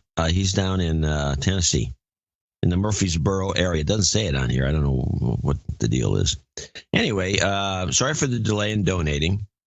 Starting your own nerdy company. He's starting up with something. That's interesting. Oh, cool. It takes a while to get going, and it isn't cheap. Things are finally catching up. And in the first place, I need to get straight was the best podcast in the universe to ensure the karma train keeps rolling. Sarah and I will be donating again soon to get her official damehood so she can come to the table. Keep up the great job as always. Stellar work. Jingles, job karma, mashup, chemtrail for 25 years, something from the Seed Man. I got you. Okay, and then he also just chiding me because he's going to come out to go to the train museum. Yeah, so, he wants to know when it's happening. When is it happening? He does. That's what he wants. Okay. And I'll tell him. I'm going to do him in the order he requested, although it's not the typical order. Well, maybe he has a reason for it. So here we go. Jobs, jobs, jobs, jobs, jobs, jobs, and jobs. Let's vote for jobs. My God, for 25 years, they've been growing babies in cows. You've got karma. And they are. They're growing in pigs, but he was close enough. Yeah, I remember it. Okay, we got Milton Cuevas from Parts Unknown, $250, and I'm looking to see if he has Cuevas. Is that right? Yeah, I don't think I have. There's no note here, and the email is try Milton. Cuevas. Well, we got a lot of Miltons. Let's see. Milton, no. So I haven't got an email note. No, I don't have anything from him either. Sorry to say. Okay, well, Milton, if you wanted you got something to tell us, send us a note again. Yes. Onward to James Reeves. Again, parts unknown. Don't know where he's from. I just got to figure out what the deal is with that. $233.33. ITM, Crackpot, and Buzzkill. Thank you for your courage and dedication to making the best podcast in the universe. I'm working on an important project right now, and I'm battling procrastination. There it is. There it is again. Procrastination. Punch it. Yes. I don't need any jingles. Maybe you do, but would like the following sequence so I can blast it in my ear every morning. Adam in demon voice. Okay, let's. He has a little, hold on. He has a little script. We'll do it. We're going to do the script. Ready? Okay. Count me down. 3, 2, 1. JC, you know what you're supposed to do? Do it now. No, you fucked it up, man. You're supposed to do it with your echo thing. I'm sorry. You need to do it with your your echo tube. There's your echo tube. I thought you were. Well, that's even better. Well, I was playing the script. You know what? It's better. We'll do it on my system. We'll try it again. And don't use the tube. I'll use your thing. All right? Okay, that's what I was thinking you were going to do. All right, count me down again. 3, 2, 1. Jace. Wrong one. Okay, that didn't work. Count me in again. 3, 2, 1. JC, you know what you're supposed to do. Do it now. Oh, fuck, it failed. How did it fail? I don't know. It said... Okay, I'll use the echo tube. Yeah, that's better if you use the echo tube. Testing. Okay, yeah, sounds good. Okay, one more time. Count me in. Okay, go. 3, 2, 1. JC, you know what you're supposed to do? Do it now. God. I hope that helps. That's what we can do. I hope that helps. Take 5. Boy, we are bad. Yeah, really. So thanks. Okay. Well, anyway, maybe that'll help you, JC, and get some. Sure hope so. Was that it? That's it for today. That's it. That's our group of well-wishers and executive and associate executive producers for show 907. Yes, I have a couple of PR mentions for today. First, I wanted to mention that the No Agenda Shop, who have a very nice business model. They make T-shirts, mugs, all kinds of swag out of No Agenda artwork. And the way they do it is they sell the T-shirt. 33% of the proceeds goes to the artist whose artwork was used. 33% goes to the best podcast in the universe. And 33% goes to No Agenda Shop. I don't know how they're making money, but I really appreciate it. They're not. I can't believe they are, but they're having fun. And they took that fantastic piece that we were talking about and put it on a T-shirt.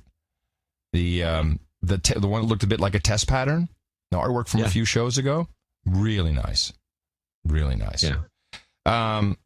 I have also put in the PR section the GitHub repository for search.nashownotes.com. A number of people, dudes named Ben, reached out and said, hey, I'll be happy to take it over and set it up. And where is it on GitHub? It's interesting because I did one search and I found it pretty quick.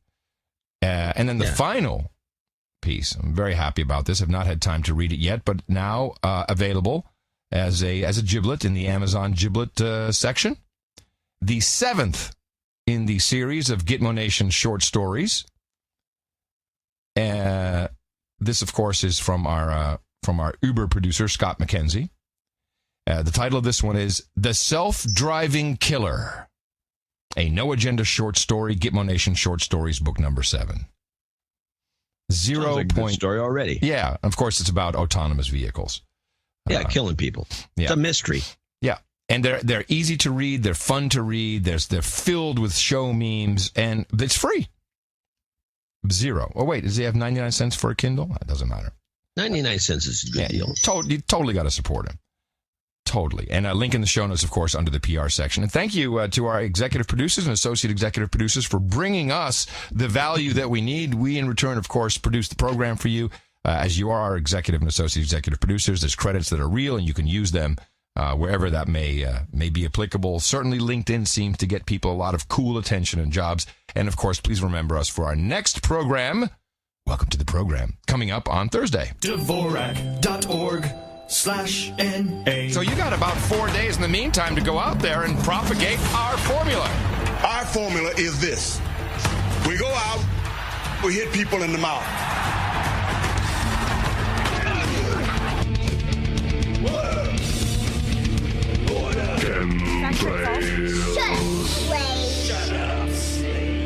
Shut up, slave. I have a little article I'd like to read or run by you.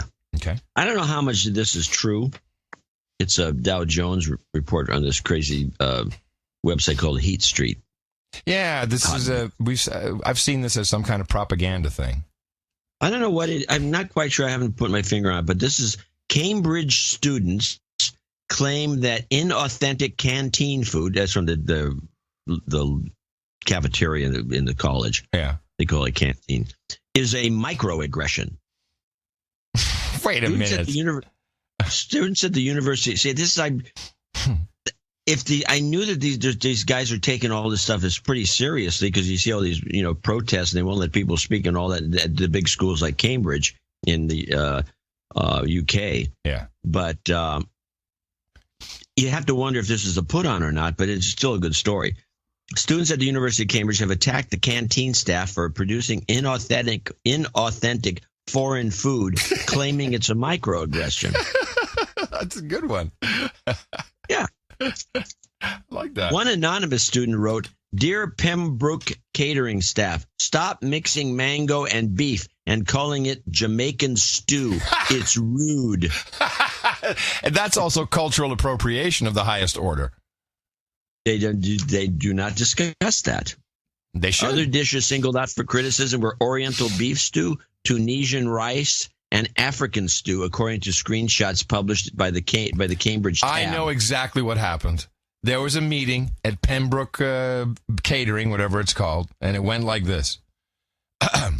We need some diversity in our menu. Okay, I got an idea. Tunisian rice, African beef, rice, Jamaican. Wow, that you know that's what happened.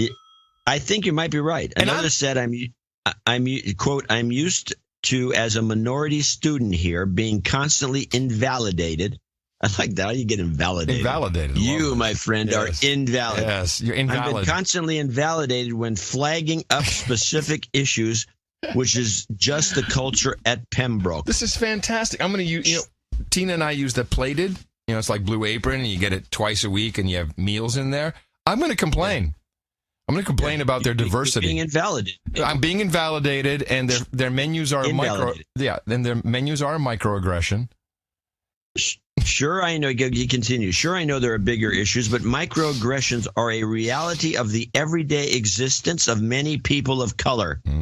Yes. Some students objected to the attacks on the catering staff and defended the food. One Indian student wrote, "While the Indian food in Trough isn't straight from my Dadiki Karahi in a Mumbai high-rise, I'm thankful to the Pembroke staff for at least trying." And another kid's quote, "I urge people to look around and realize there's a lot more to life than complaining about fruity chicken. Grow up." Although it's served as an elegant dining 19th century dining hall surrounded by the portraits of distinguished academics, food at Cambridge colleges is of similar quality to that served in college and faculty canteens anywhere and has been for years.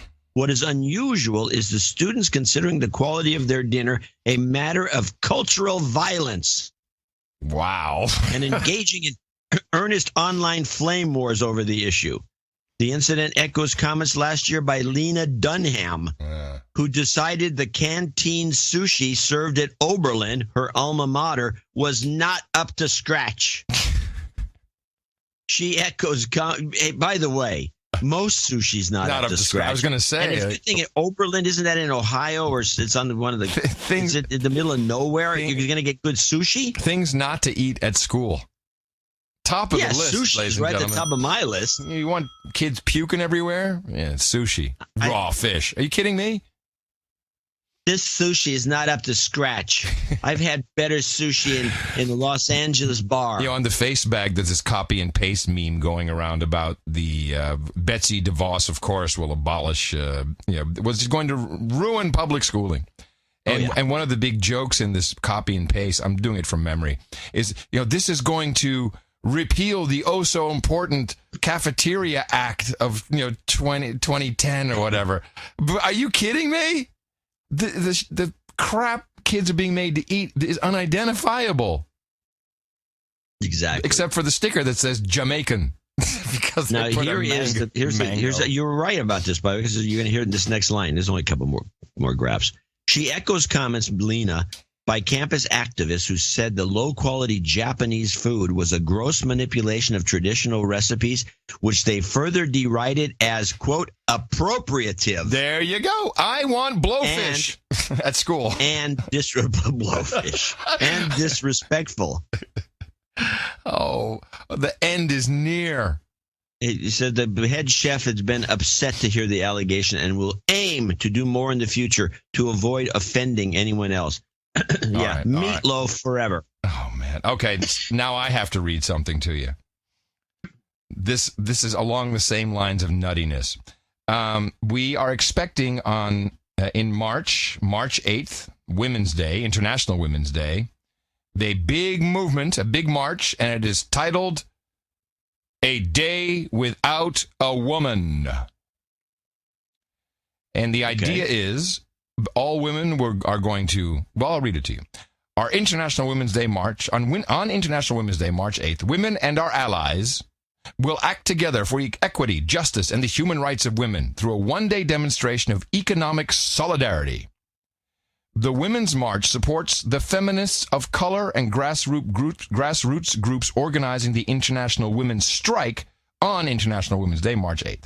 In the same spirit of love and liberation that inspired the Women's March, together we will mark the day by recognizing the enormous value that women of all backgrounds add to our socio-economic system while receiving lower wages and experiencing greater inequities, vulnerability to discrimination, sexual harassment, and job insecurity. Now, here's what is interesting about this. This, to me, is set up by a bunch of rich white women, or let's call them middle-class white women, because they are saying all women need to lay down work. Everyone needs to stop, just stop, and we're going to march, and we're going to show them. This is kind of a modern-day Lysistrata, I guess, so except they're not withholding sex. But that's coming. That's coming. They're going to do that one, too.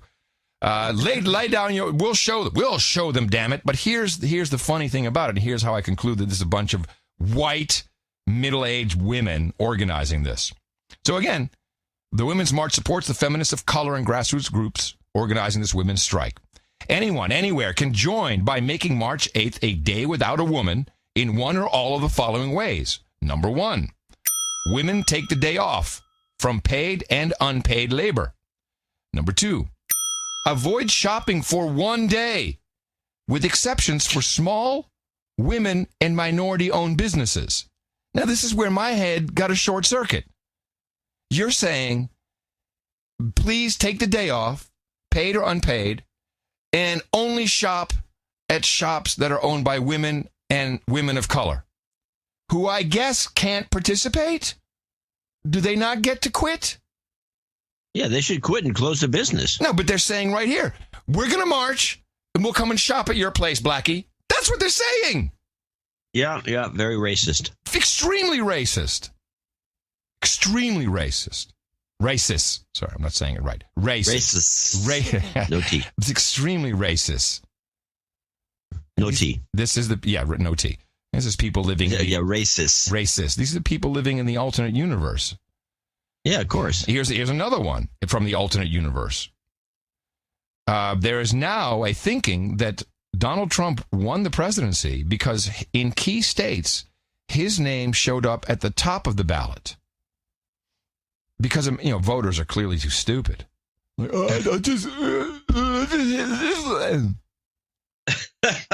Washington Post writing this.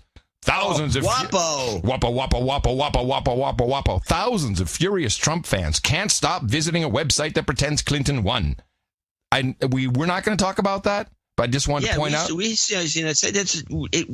Exactly. We're not. It's dumb.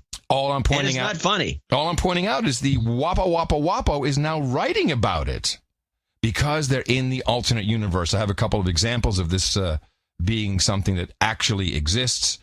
in the language used. Here is the famous Carl Bernstein from Watergate, Wapo on CNN. Carl Bernstein does it. We were talking about before the break about how this is Donald Trump's party, how this was Donald Trump's event. I mean, does it surprise you the extent to which how much the Republican Party has embraced this sort of economic nationalism? Well, I think two things are happening. The base of his victory have embraced it, and we're watching at CPAC a narcissistic demagogue even going farther with his message of anger and with his message of exclusion. While on Capitol Hill, what is happening, he is scaring the hell out of a lot of movement conservatives and a lot of senators and congressmen who worry about his stability and are well aware that he is presenting all of this in a fact-free universe. There it is, in a fact-free universe. I have to say something. Bernstein, I think for the last decade, has rarely shown up on television. He works at the paper and he does his columns and he writes and he does whatever he does. Once in a while he shows up on these shows. All of a sudden, especially since the fake dossier, which Bernstein was all in on reporting on, he's showing up a lot and he's on these things constantly. I believe he is doing the bidding of the CIA. He's been reactivated. I agree. He's never been activated. It was Woodward that was this. Oh, you're right. You're right. He was from. It was very. Woodward's background was very carefully outlined in Family of Secrets. Yes. And he was with the Army or Navy intelligence first, and then he got into the next thing you know, he's writing for the Washington Post, and then he's doing these breakout stories, and he's got all these books he does. He was always in the community. I don't think Bernstein ever was. I think this is a tryout. Oh, he's auditioning. He looks over at his associate over there. Woodward. These books are being cranked out. He's singing as an elder statesman, and he slow talks on all these shows, and he gets to do a lot of work, and he gets to make a lot of money. And Carl's got to think to himself, "What did I do wrong? How come I can't get the big dough here?" Mockingbird is alive and well. And he already knows the influence of the agencies because he wrote that piece in 1997 that's on his website, which I assume is still there. Yes, it is. He may take it down. No, it's still there. Go look at it. And talking about how the CIA took over the place. And I think this is a tryout. I think he says, okay, I'll play ball, but, can I get a monthly stipend? Just give me something. Like cash. Can I turn in some receipts, at least, for the subway? Sometimes you can actually see the alternate universe materialize. And it was beautiful to see this happen when, again, this goes back to the DNC audition process. That we heard Donna Brazil out earlier, and Sally Yates walks in the room. Sally Yates, if you don't remember, just a few weeks ago, she is the assistant.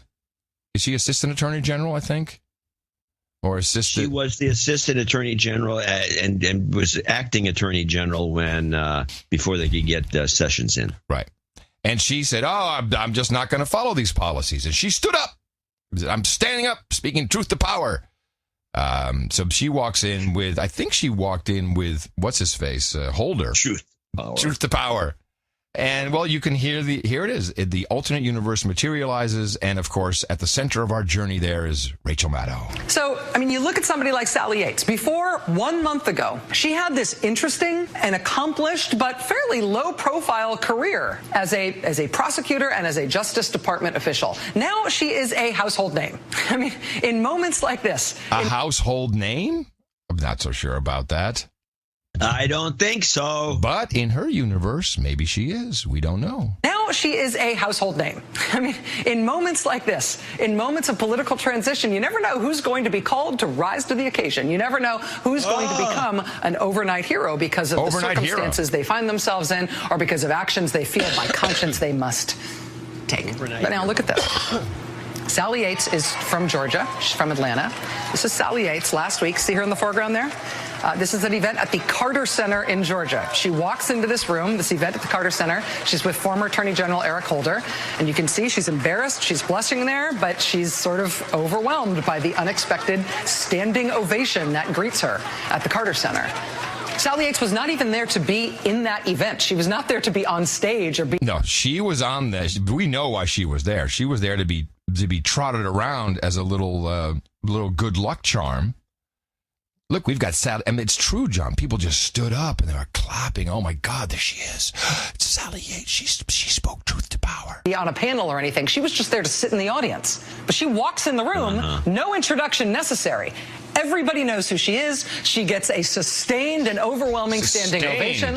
Eric Holder backs up to let her soak in the applause. Backs up. And even though she's not part of that event, she's not on the stage, she's not part of the panel, the audience questions at that event at the Carter Center last week ended up getting directed at her. Sally Yates, will you please run for Congress? Sally Yates, will you please run for Senate? Sally Yates, we all know who you are now.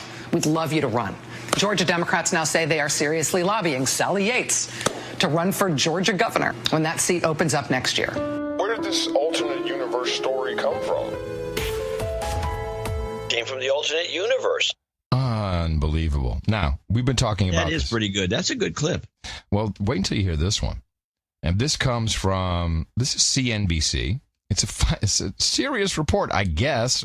Maybe it was meant only for weekend release. Now, they do something interesting in this report. They connect the Mandela effect to the alternate universe, which is completely incorrect because we've explored the Mandela effect. But well, listen to it. We believe that there are alternate universes in play right now.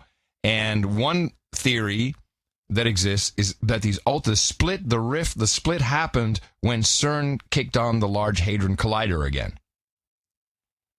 And CNBC went out and talked to those guys about it. We are not living in an alternate reality, in case you were worried. That's according to physicists at the European Organization of Nuclear Research, or CERN for short.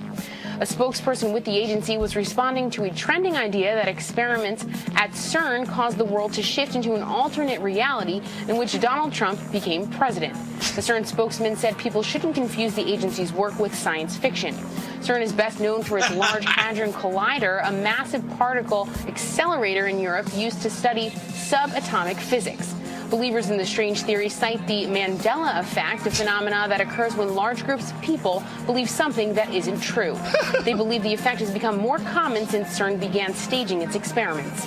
The bottom line, rest assured the physicists have labeled this as fake news. There's so much in this. I love it. And this is NBC. CNBC. Yeah. Oh, CNBC. Well, that's actually CNBC is probably tries to be the most objective. Yes. Because they're just talking about stock market stuff. So here's what I don't. Good. Here's what I don't understand. What physicist would say, no, of course not. You're not living in an alternate reality. But wouldn't a true physicist say, but it's possible? I think, yeah. Shouldn't there have to? Said maybe there's a number of dimensions going on here. But wouldn't they have to? There it is. All these dimensions. They're all simultaneous. They're running. Yeah. They could be running beside each other, and then all of a sudden appear at the same point at the same time. Maybe. How can you? It's the only thing that explains what we're witnessing. But how can you say it's not true? It's not happening without saying it's possible. It's possible. Because, most of the physicists are. Yeah, they're the ones that believe it. To be a really high-end physicist, you really have to be crazy, because your brain is just completely just dissociated because the theories and the stuff you actually understand. It's not normal. No, but it's also not normal not to acknowledge the possibility. Well, it could be some sort of physics training, physicist training. Okay, boys, here's what we got to do. You're going to hear this and that, and this and that. Here, do not even get into it. But what was to me almost more interesting is then saying that this is because of the Mandela effect. Definition according to NBC News, CNBC. Mandela effect is when large group of people believe things that are not true. That's not the Mandela effect. That's not what that is. No, it's not that. That's not anything near what it is. Yeah. And then somehow tie it all into, hey, it's fake news. Right. I mean, unbelievable. Really, that's what you came up with? You can't even put a story together that's interesting. We need to get out of the story. I need an ending. Just say it's fake news. Oh, okay, thanks. Good. Got it. Good to go. Thank you. Perfect. Exactly what we wanted. And then, of course, I have. I have one more. I've got a couple. Okay, go play that. Yeah. Well, just I'm gonna move away. I'm gonna move away. Don't move away too far. No. Well, you see, when I play The View, you know that there's something else coming. So this is just an example of their alternate universe, and of course. Okay, before you play it, play my ISO screamer. Play it. Yeah. Hold on. I don't have my regular setup. I'm trying to go as fast as I can. Yeah. My husband with dementia, Alzheimer's, and plus multiple other things. What is this? What is that? It's some raving lunatic that one of those staged, these town halls. These women are standing up now and they're just ranting about all kinds of crazy stuff. It's fantastic. What did she say? I couldn't hear it exactly. My husband suffered from Alzheimer's, and I don't know if you have insurance, and this is going to cost us. Just ranting. It's ranting. My husband with dementia, Alzheimer's, and plus multiple other things. Damn. Multiple other things. Multiple other things. Easy. Hold on. I'm going to put that away. I don't know. My screamer. Put that at end of show. All right. This leads up to tonight. Joy Behar on The View. That's the thing. I feel that, to whom much is given, much is required. And you have this significant platform. I'm sorry. I should probably set it up by saying this is about the conversation of tonight during the Academy Awards presentation. That there will be lots of political speeches. Should they do it? Should they not do it? That's the conversation. That's the thing. I feel that, to whom much is given, much is required. And you have this significant platform. Why not use it for social justice? Why not use it to make the point? Because it's one view. It's one view all the time. And half the country, but it's repeated. I've never seen an award show in Hollywood and sat back and been like, wow, they're advocating for a right-wing cause. That's so interesting. John Boyd. Okay, out loud at an award show? I mean, you're pushing it. I'm subjected to Donald Trump, the biggest celebrity in the world. I have to listen to his baloney every minute. I want to hear from some other celebrities. I don't want to hear from that celebrity anymore. These people are really divorced. Baloney. Yeah, divorced. Okay, well, here we go. You brought it up. You opened it. You opened up the line of questioning. I did. You opened the door, so I get to play... This was from the Spirit Awards. This would be very similar to what you're going to hear in the Academy Awards tonight. This is Casey Affleck, and he is received the award for. I don't think he's going to receive it again, but he received the award for Best Actor. Yes. For I guess I don't know what the movie was. Manchester by the Sea. Just say La La Land. You're almost always right. Yeah, no, this wasn't La La Land. It's the only one. I'm just going to say they still don't know whether La La Land is going to sweep or not. Yeah. But here's somebody explained La La Land as a love letter to Los Angeles, and everyone that's in the Academy is in there, and they may vote it in. That's why. I read that, and then it said really, really bad for Hollywood movies. I haven't seen La La Land, but apparently it's a lampooning or takeoff. I have tried to watch it twice on the screener. I have a screener, and I have yet to watch it because it's just it's so corny. Anyway, but here's Casey Affleck accepting his award. This is the kind of thing you'll probably hear. Yeah. I thought it would be worth recording. Thank you, I love you too, for creating this opportunity. And now I'm going to do something that I know I shouldn't do, but I should just whisper it to myself in the bathroom, and I have whispered it to myself in the bathroom. But I feel like increasingly my kids don't listen to me unless it's something I'm saying on TV. So I just want to say that the policies of this administration are abhorrent, and they will not last. They won't.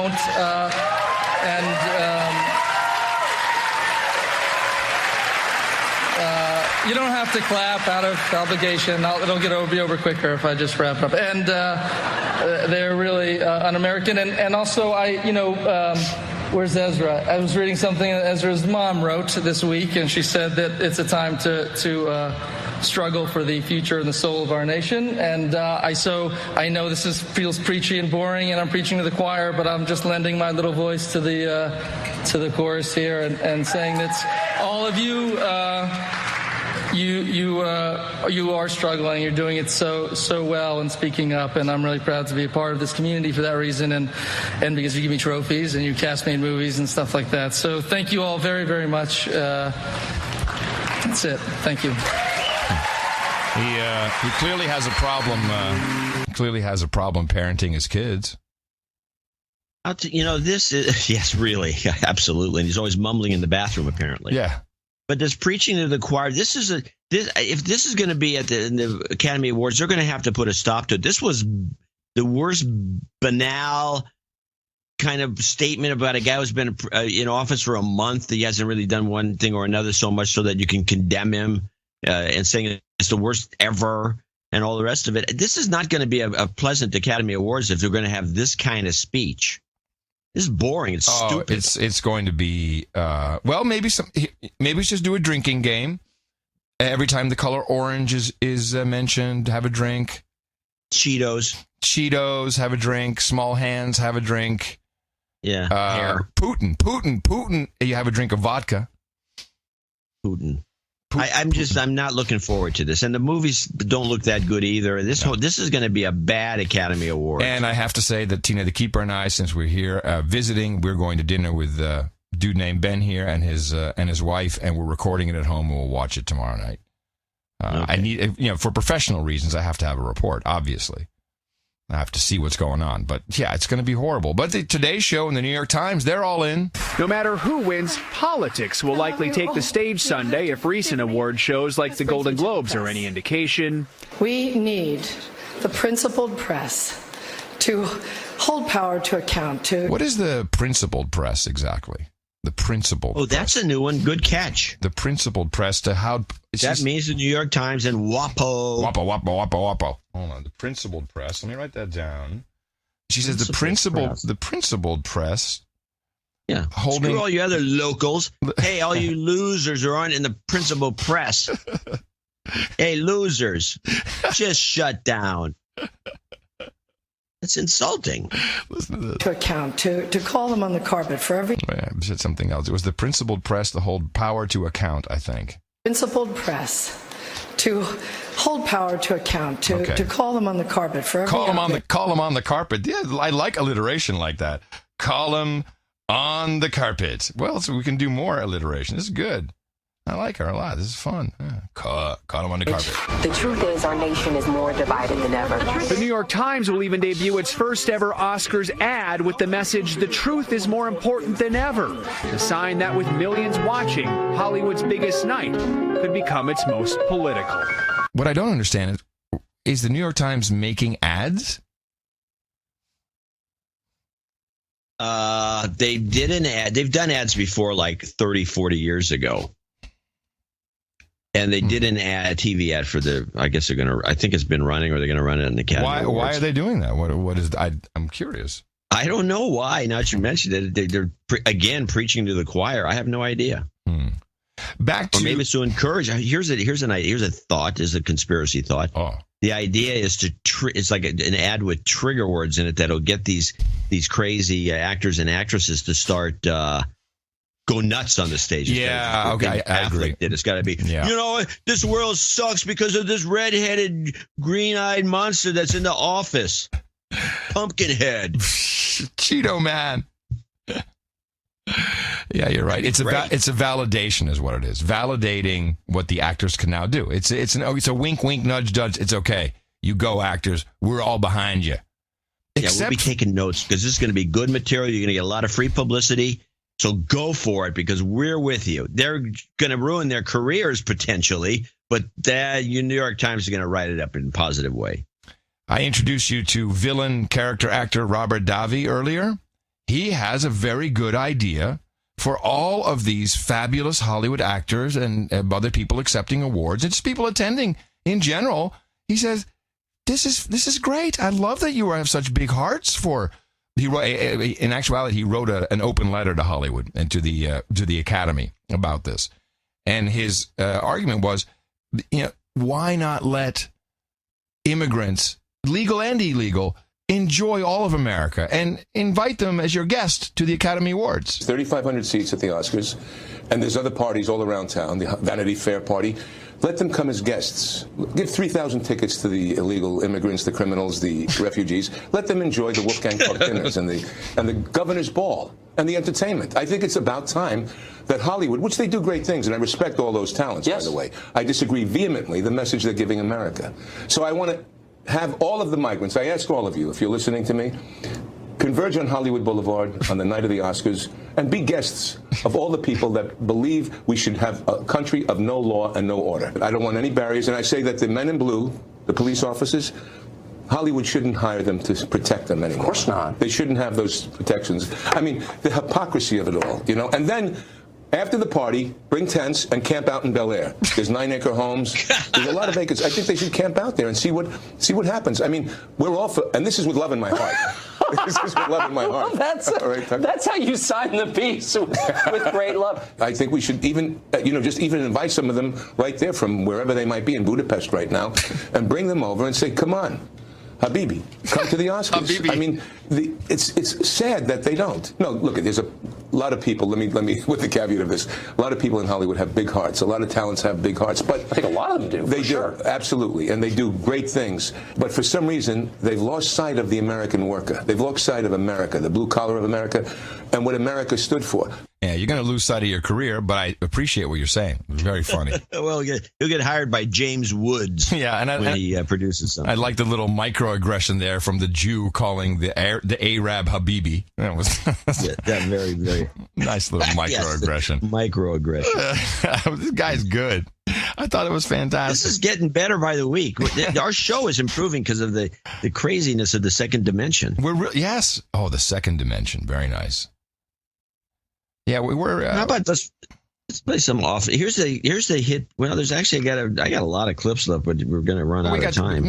Okay, but we'll do one more and then we'll go to break for the D block. Okay, well let's go. I've got a Lionel rant that is pretty fun. Normally, Lionel's on RT, and Lionel's an ex-lawyer, used to be on WABC or one of these stations in New York. WABC. And he would always do these rants, which is rare in television nowadays. But this particular rant is good because, and I'm not going to run these rants maybe once a year, and this will be it. It's short. It's a little rant, and he does a little twist at the end that I just thought was very creative because he does it so well. He's really a good ranter. For the longest time, the American public has been held hostage by these people who've had a monopoly with this haughty, hubristic attitude that they know better. And let everyone around the world know this. You have no idea the 24/7 incessant drumbeat of everything that is anti-Trump. Look, I'm not standing up for the man. I didn't vote for the man. I'm not here to push his agenda. I'm telling you the facts. Everything about Trump, his family, his daughter, his sons, his hands, his color of his skin. But I've got a little news for these folks because they don't realize this. You know, sometimes when a star burns out millions of years ago, it takes a long time for the light to reach the earth. And you think you still see the star, but it's not there. That's the mainstream media. They don't know they're dead. Well, I agree. Yeah. We've been fighting fake news for the entire life of the show. The show. That's what it is. That's what deconstruction does. Yeah, it shows that you got the basis for the stories are bogus, or they're controlled by a public relations company, or all the sort of things that you run into. Well, I have maybe then. Well, and now that they've got, by the way, native advertising just makes it just a joke. Oh, yeah, it makes it exactly. Well, it's a slow motion collapse. The music business was first. Number one album this week with a whopping 17,000 sold is the soundtrack to La La Land. Come on, people. Come on. There's no music business anymore. Everything else, books are still kind of doing pretty decent, I guess. There's just not the sharing culture. Books are very old-fashioned. Yeah. Well, I mean, the music, music is doing okay. No. It's a music business. Oh, the music business. Well, it's like saying there's no writing, of course. There's always writing. There's always music. People like to play music. People like to sing. Yeah. Radio is dying. Radio and the news dying. business is doing fine. It's just like scattered now, and it's all over the place. And the big giant behemoths are having trouble because they can't make their model work over the internet. Yes, exactly. Just that simple. Before we go and thank a few more people, the the Trump administration changed the guidance on use of bathrooms, transgender bathrooms, or transgender, which bathrooms they want to use. This is mainly towards schools, and was very clear this is a states' right issue, send it back. I don't want to go down the marijuana route, but I do want to say that also, maybe it's a red herring, and they're going to use that and say, you know what, we're also sending marijuana back to the states, which is also where that belongs. But the transgender issue, like, this is guidance, which you pointed out perfectly on the previous program, that, you know, the guidance is still valid. It's still there. It's just, you know, the Trump administration is now saying we shouldn't be providing you guidance. You know, if you want to read it, that's what we thought. But this should be something that you arrange in your own state, which is, I think, appropriate. And I think most liberals who are all for marijuana think the same thing. So there's a lot of confusion and are you for it with marijuana, or then why not this? A lot of double standards. Make up your minds. But this transgender thing is a big deal, and it comes out in the background of an updated report from the American College of Pediatricians, which is it's a real group. It's a trade organization, I guess is what you'd call it. Yeah, I think it would be something like that. And they do a lot of conferences, and they all talk to each other, and they learn what's going on. And I wanted to share this because the star that has long ago burned out and whose light we still see, the mainstream corporate media, does not report on this. Gender ideology harms children. Now, this is from the pediatricians, and I think it's worth reading. The American College of Pediatricians urges healthcare professionals, educators, and legislators to reject all policies that condition children to accept as normal a life of chemical and surgical impersonation of the opposite sex. Facts, not ideology, determine reality. Now that I think about it, I want to make sure this is not some crazy organization, but what I could see, these guys are legit. So here are their arguments. 1.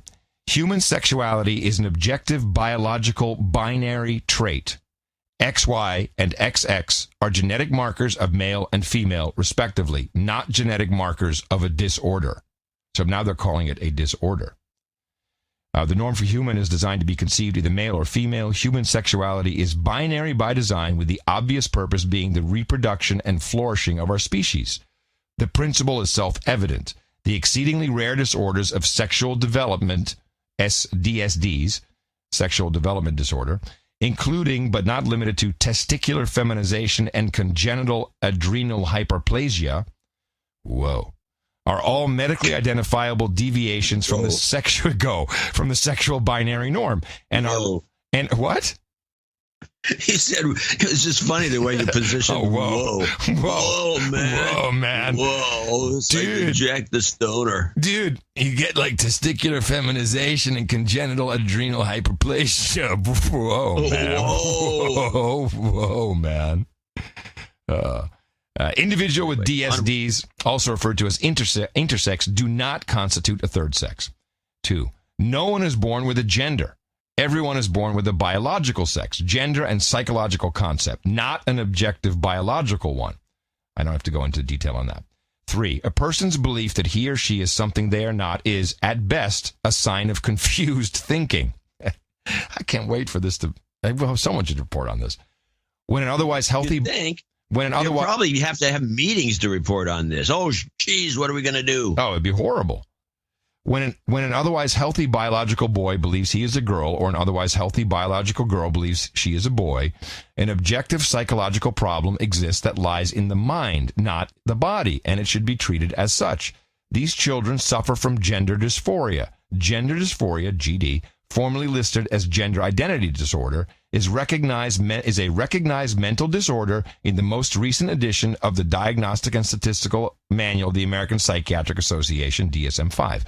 The psychodynamic and social learning theories of gender disorder and gender identity disorder have never been disproven.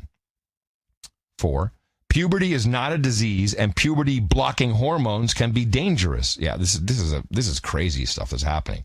Reversible or not, puberty-blocking hormones induce a state of disease, the absence of puberty, and inhibit growth and fertility in a previously biologically healthy child. And these people have something to say about so-called conversion therapy. No, that's horrible. But this, no, just blocking puberty. According to the DSM-5, which of course I think is full of shit, but okay, as many as 98%, oh, there you go, of gender-confused boys and 88% of gender-confused girls eventually accept their biological sex after naturally passing through puberty. This is some good information here. No, you got to dope the kids up before that happens. Yeah, the parents are all in on this, by the way.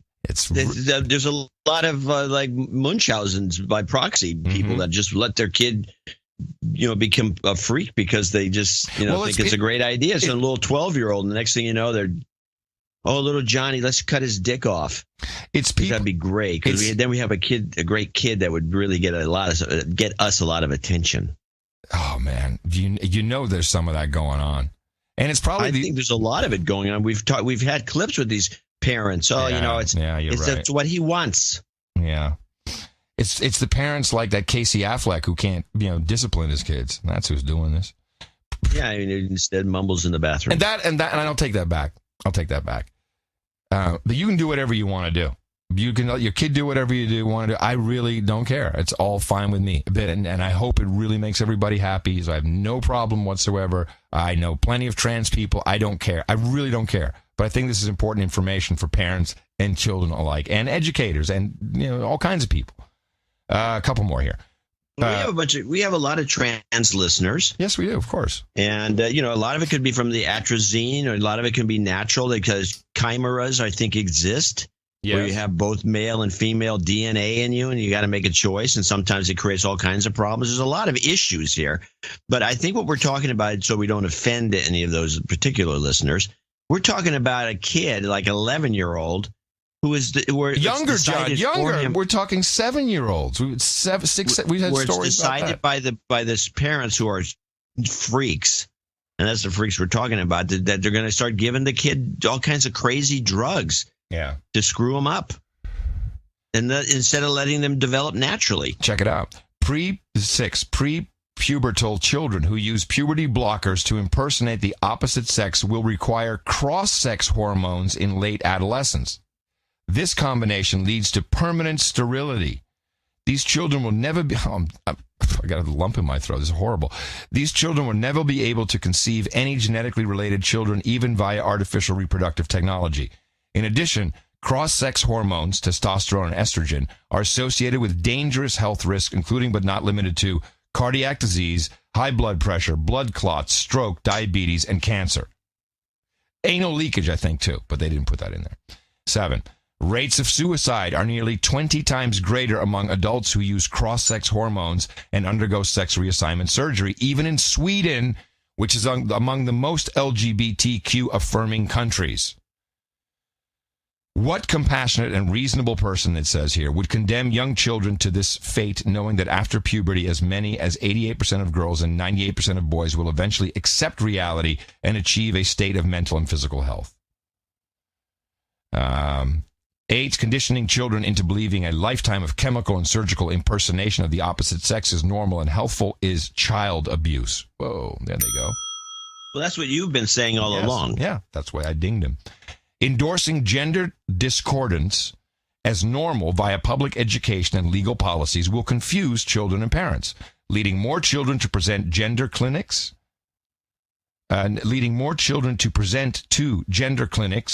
in quotes. I guess that's where they go to the school and they say, hey, we're going to have a little session, a gender clinic, where they will be given puberty-blocking drugs. This, in turn, virtually ensures they will choose a lifetime of carcinogenic and otherwise toxic cross-sex hormones and likely consider unnecessary surgical mutilation of their healthy body parts as young adults. Signed by President of the American College of Pediatricians, Vice President of the American College of Pediatricians, Distinguished Service Professor at Psychiatry at Johns Hopkins Medical Center, former Psychiatrist-in-Chief at Johns Hopkins Medical Center. I'll read that again. Former Psychiatrist-in-Chief at Johns Hopkins Medical Center. But this is how the mainstream media talks about it. What's striking to me is that the president is willing to wade into this area of denying students' rights at a time when gay rights have come so far, so fast in this country, and really has been a bipartisan too. Also striking to me that, as with the Supreme Court justice pick, he is perfectly happy to spark a huge ideological battle. It helps him unite conservatives, even social conservatives, at a time when he's got low approval ratings and where there's not just the left, but also aspects of the center politically opposed to him. The president is beginning to tear at the social fabric of the country. In addition, he's threatening to take away a major new entitlement, which has been given. So they're talking about rights and entitlements, but what about the child abuse? Oh, won't somebody please think of the children? Ugh. It's unbelievable. There was it was a transgender or a cross-dresser who wrote a note in saying that he made, and I think it's in the Bay Area, or she, or he. I think it's a he, or she. they, it's hard to say, or they, or whatever. They, a Z. The person said that there's a huge schism in that community. Oh. And he says the schism, as far as he could tell, was there were two types of transgender folks, or including the cross-dressers. This is confusing. He said that the ones who took hormones to maintain like voice and some of these other which is not Caitlyn Jenner, I might point out. Right. The ones who took hormones, and I think it applies to Caitlyn Jenner too. He says all of them that take hormones all voted for Hillary, and all the ones who didn't take hormones all voted for Trump. Really? Yeah. Huh. Well, that's interesting. Yeah. Well, and that does fall right in line with Caitlyn Jenner, who is a Republican and voted for Trump. But I didn't clip it, but she came out and did this thing about the transgendered, because it seemed like, just looking at Bruce I'm sorry, Caitlyn, I want to remind everyone, your assertion early on was this is going to end, huge book deal. They already had the reality show, not the big success they wanted, because guess what? It's boring. Very boring topic. Sorry? Yes, very boring. Oh, very boring, yeah. So Caitlyn Jenner did this piece where, oh, Mr. Trump, call me, you got to, was tweeting about it. I saw the video, which was really, it was just so crappy. But it looked like, Caitlyn just threw on a dress and no makeup, didn't even try to disguise the voice, which is very... How you doing? But it's not... that's not typical, I will say. That's not typical of the transgender path, to not attempt to change your voice. And I don't know. I would say he's definitely not on hormones. That's for sure. Definitely not. And we're still expecting the big documentary and the book deal when she transitions back to Bruce. Doesn't happen overnight. No, it doesn't. I'm going to show my support by donating to No Agenda. Imagine all the people who could do that. Oh yeah, that'd be fab. Yeah, on No Agenda. In the morning. Let's thank a few people who donated to show 907. We got 908 coming up, and then 909 at Palindrome. Hope to get some donations in that regard. Sir Chase McCarthy came in at 1, 2, 3, 4, 5 tonight. Say thank you. Anonymous, $97. William Chu in Williamston, Michigan. He got the first boobs. Boob. 8008. And he wants some Jobs Karma. We'll throw that at the end. Robert, was it Verderber? Verdeber. I'd say Verdeber. Verdeber. In Palmetto's a boobs guy. The boob in this one was in the last newsletter. The boob was what's his name up from Canada? What's the guy's name? Trudeau. Lucky Trudeau, because he's wearing a hijab. He was with headscarf. He was wearing headscarf. He was wearing headscarf. Dan Reeder in Maudsley, Queensland, boob. Seth Anderson, parts unknown, boob. Seth has a call out. What does it say? He has a call out. Sorry for the late donation. I promise I'm not that salty for John's mispronunciation of my East. Easy name. Easy name. Easy name. Easy. So that East. Seth Anderson. Right? Well, how am I screwing that up? I don't know. Anyway, we'd like to call it his dad and Corey as douchebags. Douchebag. Douchebag. Right. Mark Hudson in Orley, West Yorkshire. Boob. And then this is a short list today. Thomas Kilbride in Waco, Texas, $74. Hello, Waco. Kevin Gabriel in Lancaster, California, $71.75. He's got a call out here. Love the show, even though I've argued with Adam on such subjects. Was hit in the mouth by my then girlfriend and now wife, Katrina, who has long since fallen overboard. Oh. I think we lost a lot of women during the election. Yeah. Consider that my douchebag call out. Douchebag. Okay. Corey Noonan, 6666. Eric Osnes. I should be able to pronounce that name. 6660. He's in Lawndale, California. He wants to thank us for the best podcast in the universe. I live in the 43rd district, currently represented by Maxine Waters. Oh, boots on the ground. If you look at the neighborhood that incorporates, you will see that it is very unlikely she will be voted out anytime soon. Okay, well, I think we know what you mean. It's one of those safe districts that was agreed upon by Republicans and black congresspeople to keep them both in office. The only ones suffering are the white Democrats. It's kind of funny. Oh, I mean, it's a sanctuary city? Yes. Well, yeah, it's a sanctuary. Yeah, that's what it is. Sanctuary for the immigrants. Congressmen that are already there. It's been gerrymandered. Oh, okay, that's what the real sanctuary is about. Okay. Josh McDonald, parts unknown. Tim Heasel, double nickels on the dime. So it was Josh McDonald, double nickels on the dime. Eric Hokel in Berlin. Now you have to read again. I can't figure where I'm so parched.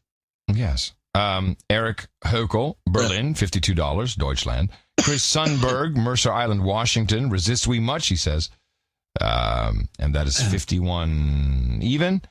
Scott Nelson from Melbourne, Florida, 5001. Had a note, perhaps, John? Scott Nelson? Scott Nelson. Did you just drink? And when you drink, did your harmonica play? That was odd. That's weird. Scott Nelson, that was a check that came in through the system. It just happens to be a check. Okay. You just have note. I did have a note from someone else, but I'll read that later. Andrew Beard, these are all $50 donors. I'll do them. Andrew Beard in Belmont, North Carolina. Zachary Saldivar in San Angelo, Texas. Brian Evans, parts unknown. Louis Pastor. Yeah. In Miami, Florida. Lucas Zua in Munich, Germany, München. James Deutschland. James Butcher in Dallawalla in Washington State somewhere. James Butcher, I got again, two of them. I don't know. That's the way it came in. He somehow donated twice. All right. It could be. Joe Schwarzbauer.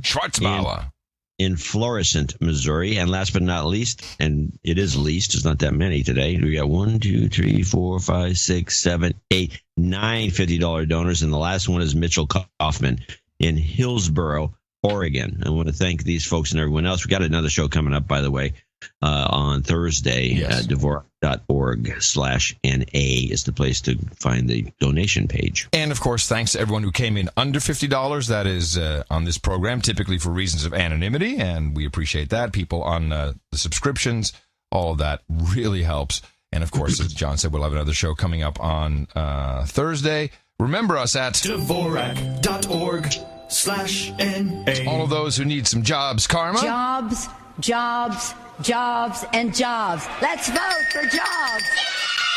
You've got karma. It's your birthday. All right, here we go. First, a couple of make good birthdays who missed the PayPal cutoff. We have James Durante, 39 on February 23rd. We had Patrick Kelly, who would like to call out David Fields. I don't know if that was for his birthday or not, but that's why it's here on the list. Let's go on to today's. Peter Ruthven, 35 on the 22nd of February. Lucas Zivas says happy birthday to his daughter Maria Stella, who turned 1 on February 25th, yesterday. Ty Robinson, 33 on the 27th. And finally, Sir Tom Derry will be celebrating on March 2nd. Happy birthday from all your buddies here at the best podcast in the universe. Okay, we have another Make Good for Australia. Bill Shaw donated $68, Australian dollars, that is, for episode 906, but the donation was missed because of the exchange rate.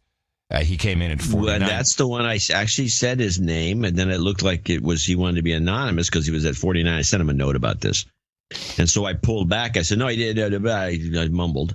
Yeah, I remember that. I shouldn't have read it in the first place, but he wanted it read because he actually donated 60 Australian. Yeah. It came in at 49.95 or something like that. Yeah, this is what Eric put on the list, so I'm just... I do remember you. It's a good list, and he should get given a proper credit. Yes. Okay, on that note, my dear sir, we have 2 knightings for today. That's a plus. Hold on a second. I didn't like how I pulled it out. Let me try that again. That's better. How about you? I get the same old. Here it comes. Watch. Yeah. And what? The flip? Caught it. Peter Ruthven, AJ Van Steenbergen. Gentlemen, join me here on the podium, please. You are about to become Knights of the No Agenda Roundtable for your support of the best podcast in the universe. The amount of $1,000 or more, of course, to get you the coveted seat, to get you on the path to protectorate.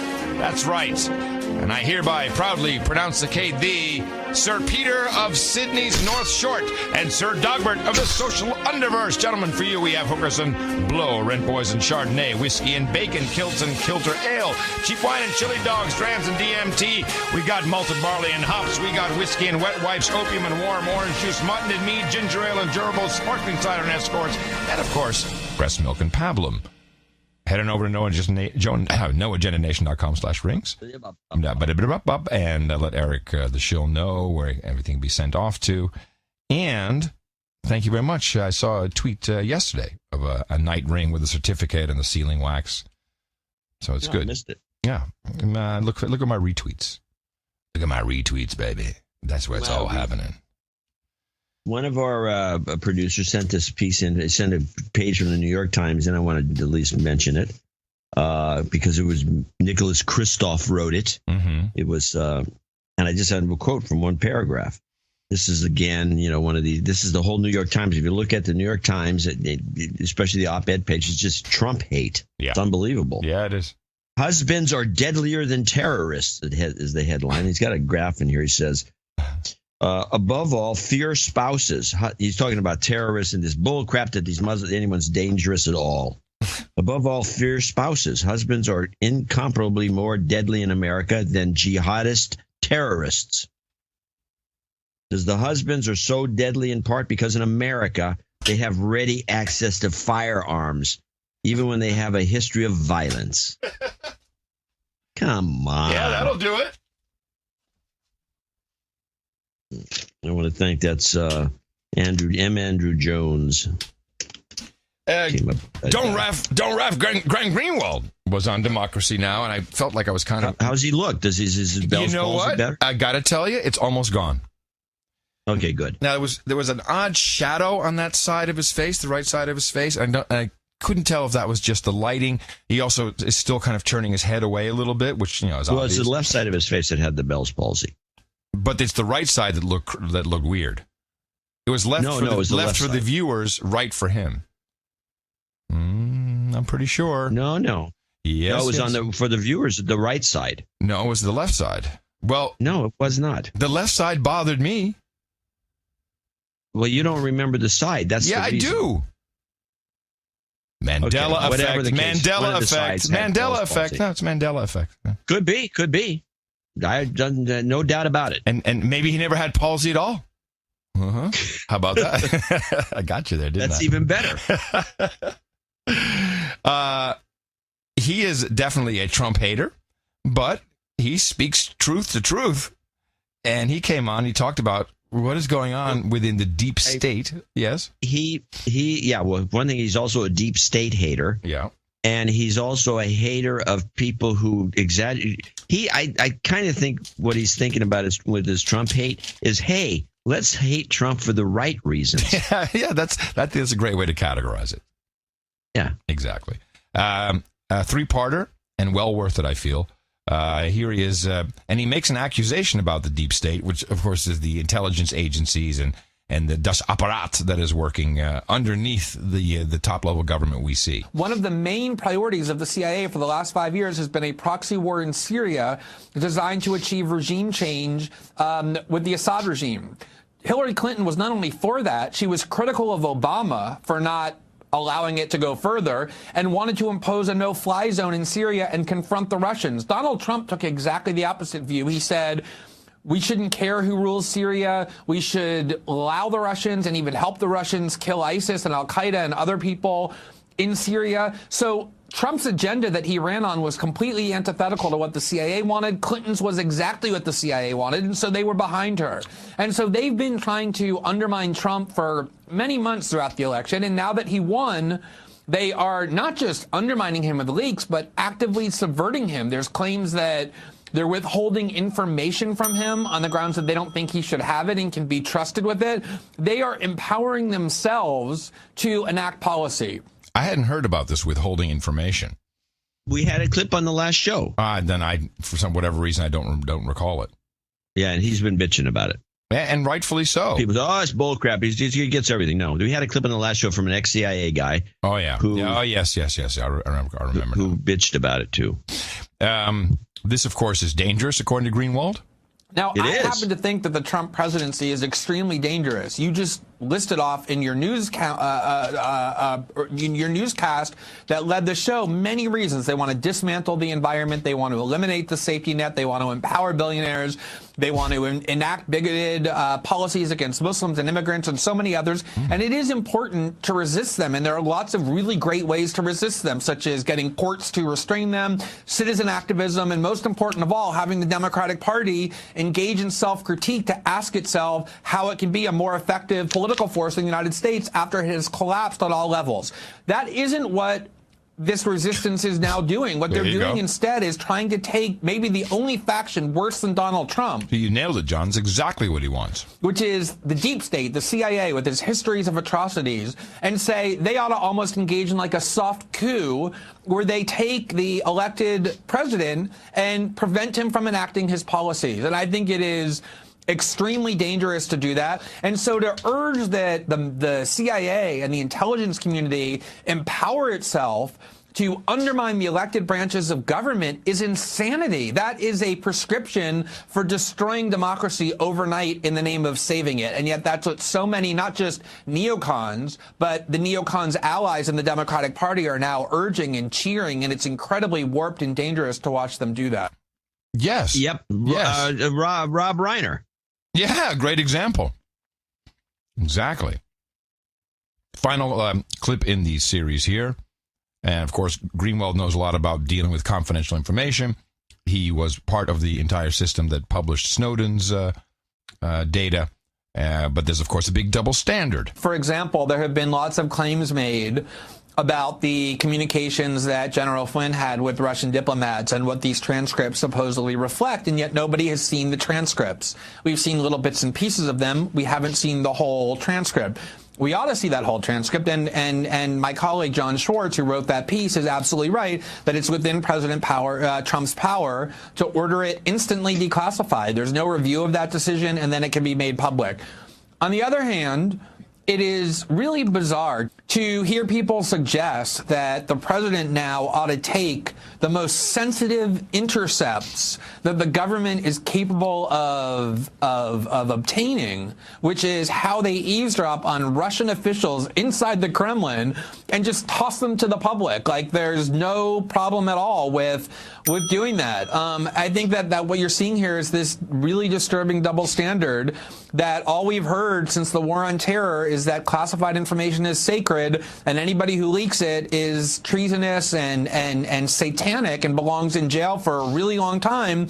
And now classified information seems to be something that's just a plaything, like something that we just toss around for fun. If it serves a certain agenda. And I think that that's one of the issues that's bothering me about the way this discourse is unfolding. I have such hope for Glenn Greenwald as a unifier of the split universe. Hey, we're the unifiers of the split universe. We're straddling. He's not. I forgot. We're straddling. We're straddlers. I need a T-shirt. I'm a straddler. That's all it needs. I'm a straddler. All it needs to say. Yeah, I like him. I like Greenwald. I don't agree with him, but on a lot of things. But did you catch wind of all this? To me, it seemed a little coincidental that it comes out right now about the Germans, the BSD, which we pretty much I have a clip. Great, because these guys are good. BSD is well known. These guys are great spies. It's BND. I'm sorry, wow, I said BSD. That's Linux. BND is they're spying. BSD is Linux. I agree. By the way, when this report came out, I thought the exact same thing. This is very odd that this is coming out right now, and why? Yeah. I didn't get the why part. Well, we'll discuss. In a backlash against the German Federal Intelligence Service, the BND, after it was alleged it had been spying on foreign journalists for more than 15 years. A German news outlet, Der Spiegel, claims the BBC, New York Times, and Reuters were among those being monitored. Paula Sleer has more from Berlin. There's a lot of anger and outrage here in Germany over this whole incident. Der Spiegel magazine, in its weekend edition, has published allegations that the German Foreign Intelligence Service, the BND, was spying for several years over a number of media organizations. Now, these include the BBC. The allegations are of spying on its headquarters in London, also on its bureau in Afghanistan, and the BBC World Service, which is, of course, its radio arm. Spying also of the New York Times in its Afghanistan office, and Reuters in both its Afghanistan, Pakistan, and Nigeria bureaus, as well as other media organizations. Now, we understand that the BND has the telephone numbers of at least 50 media houses as well as journalists, and not just their telephone numbers, but also their fax numbers and their email addresses, and that the surveillance goes back as far as 1999. Yeah. You know what amazes me? Are these journalists so arrogant that they don't think that we don't have to encrypt anything or use any precautions? We're the media. We're the press. I'm surprised. They're listening to us. Are they really that stupid? Are they that stupid? I'm not sure what to make of that. I guess they are. Must be. Unless they're maybe aware of it. I mean, we don't know they're not aware of it. They never talked to any of them. No. Were you aware that the Germans were spying on you? Yeah, we kind of suspected. They can say that. It's possible. Kind of figured. Kind of. We have most, you sometimes have more of your meeting, although today's journalists on the phone all the time, but you have a lot of meetings in person. They can't do much there. Right. I mean, they could, but they'd have to know where you were. They have to plan a bug in advance. Yeah. It's hard. Let's keep going to the same place all the time. Then I'm sure this is rigged. I saw, as I was watching C-SPAN, I saw Kasich come out of the White House. Now Kasich ran in the Republican primaries here in the United States. Yeah, he was eliminated fast. He's just annoying. That's the reason, I think. Yeah, but he's kind of a mush mouth, and he's very annoying, and he likes to. He's, I thought, more of a braggart than Trump. And we did this, we did that, we did this, we did that. And he was very anti-Trump. I hated him because I think he called him something. He says, "Well, that's why you're at the end of the line there, like last place." So he comes. Now he already has kind of like a dazed look on his face most of the time, like a kind of like a old dog. I can no other way to put it. Dog look. It's definitely a dog. And he came out and he's shuffling, and he looked like someone who you put a house coat on him. He looked like a confused dude. Hey, how did I get here? What? Is there a football game on later? And the reason is because not only did he have a nice meeting with the president, but they're kind of agreeing on all the same things in particular when it comes to the Affordable Health Care Act. We had a long meeting with the president in the Oval Office, I'd say for about, 30 minutes. And I did snip out a lot of pauses, I'm saying that because he was confused. He was taking a while to get to his words from time to time. 30 minutes of it, it was the two of us. And I would tell you, the president was very responsive to my concerns about the Affordable Care Act, Medicaid expansion. He said he was very intrigued with the idea, and I'm going to have a meeting tomorrow at his direction to Secretary Price. So we'll have a meeting tomorrow to talk about the details of the things that my team has been working on. Don't know where that will all go, but I will tell you that the president was, he listened very carefully to what I had to say about it and had a very positive response, and he was very open to it and asked a number of questions. And wait a minute. And then he was able to call a couple other people in. We talked about the whole range of issues, including the high cost of pharmaceuticals contained in the Medicaid plan, which is very interesting. I made my suggestions about what we should do in regard to those rising costs. Did your opinion of the president changed at all? You didn't seem particularly impressed with him as an individual during the election campaign. Look, the man is the president of the United States. It's sort of like being on an airplane. You want to root for the pilot if you're on the airplane with the pilot. I mean, you don't want the pilot to screw up. Oh, well, that makes nothing but sense. I like the little nugget in there, expanding Medicaid, which is something you've been talking about. No, I've been talking about expanding Medicare. He said I thought he said Well, then I'm not so happy about that nugget. Did he say Medicaid or Medicare? I guess I think I don't know. Now that you mentioned it, I didn't know that was the nugget. That's what I thought the nugget was. But maybe, well, what is it? What is expanding Medicaid then? That makes no sense. Medicaid's everywhere. I mean, right now it's kind of the emergency. It's like the fallback. Well, the idea I have to do a show. We got to get some solid. Maybe he meant Medicare. I mean, the way to go is just to do Medicare for everyone. The system's already set up. It's known to work, and then you can go after these drug companies. Do you have the clip that it was last show's clip about the no Neuroxin or no something? It's in caps. I was going to move it to today's show and play it, but it's on the Neuroxin. It's or Noxidin or something. It's that stuff you shoot up heroin overdoses with. Oh no, that's but whatever it is, it's on the show. I'm gonna look. On the last program, 906. Yeah. Okay. Here we go. Looking under Noxolone. Noxolone. All right, playing Noxolone. Naloxone into the hands of opioid users and their loved ones. In California, you can now buy the drug in pharmacies with or without a prescription. But as the push to distribute naloxone grows, so too has its price. It just makes me so angry to hear that because it is such an old medication. It's a generic medication. Decades ago, for medical professionals, a shot cost anywhere from 20 cents to $1. But a new report details how the price of some naloxone products recently jumped. One injectable used as a nasal spray saw a price increase of 95%. A multi-dose vial went up by 129%. The massive increase in the price of that medication is scandalous. But the most dramatic increase is with a new easy-to-use auto-injector called Evzio. In 2014, a 2-pack listed at $690. Today, it's priced at $4,500, a 550% increase. Some ER doctors see these price increases as gouging. Wow. You think? You think it's gouging? It gets worse. I wasn't even going to play this clip, but now that you played that one, Stephen Weissman, former hospital administrator, I think a hospital in Philadelphia, Pennsylvania, I'm not sure.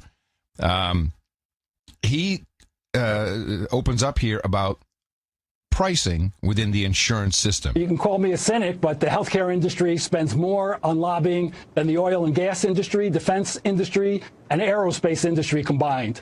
And I can tell you that all our politicians are approaching the problem from the wrong end.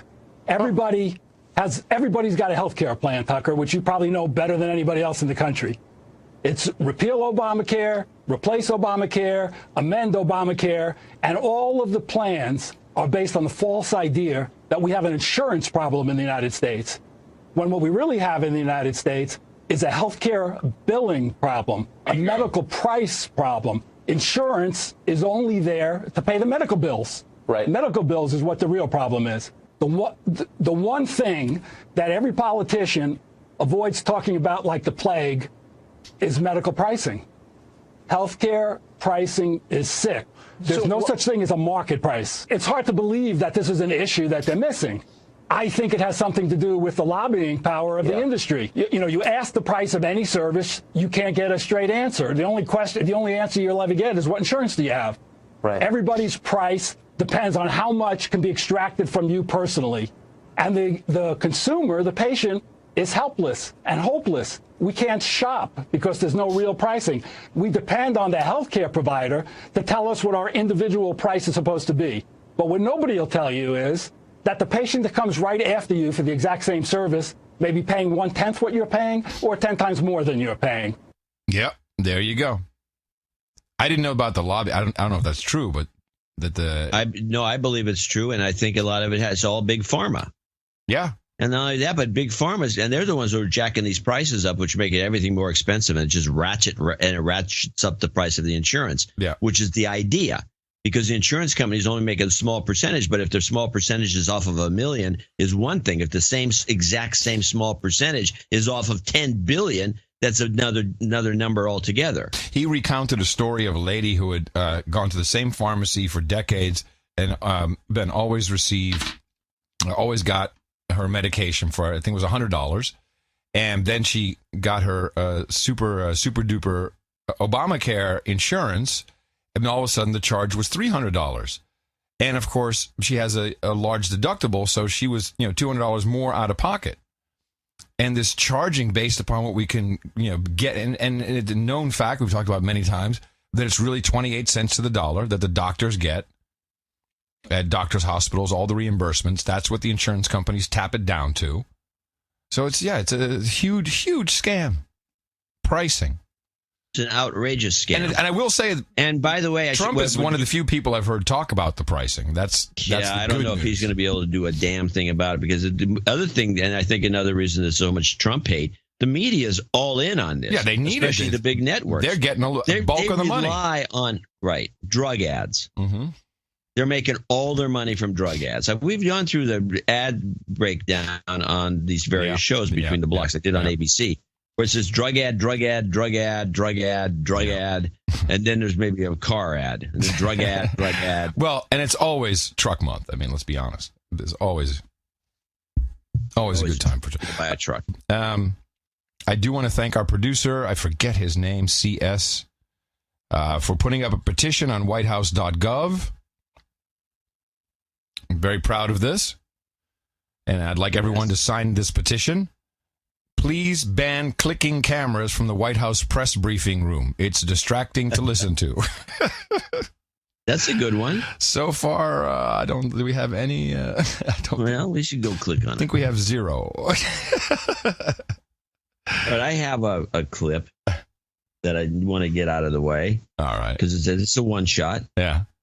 Are you familiar with bias response teams? I've heard, this must be something on university campuses or some craziness. Yes, it is. And you check it out. You can go look it up. And there's college after college that have these things. Oh, no. And it's like, in fact, I was just looking it up and I ran into University of Northern Iowa. Yeah. And they have a bias response team. And there's all these bias response incidents can contribute to an unsafe environment and have a negative effect on an individual group in the campus community. Therefore, the university maintains a bias reporting team, BRT. This is a little different. Same thing. Yeah. The purpose of the BRT is support and encourage appropriate use of reporting process for bias-related incidents, any bias you have. But But here's a clip that's kind of discussing it in more detail. Well, it is a dark age, an age of darkness in the American academy. According to research by the Foundation for Individual Rights in Education, called FIRE, hundreds of colleges around this country have policies encouraging students to report any offensive speech or other crime think they overhear from their classmates. Once such thought crime is reported, squads with Orwellian names like Bias Incident Response Team swoop in and impose all manner of penalties. These range from sensitivity training to suspension. How do we get here exactly?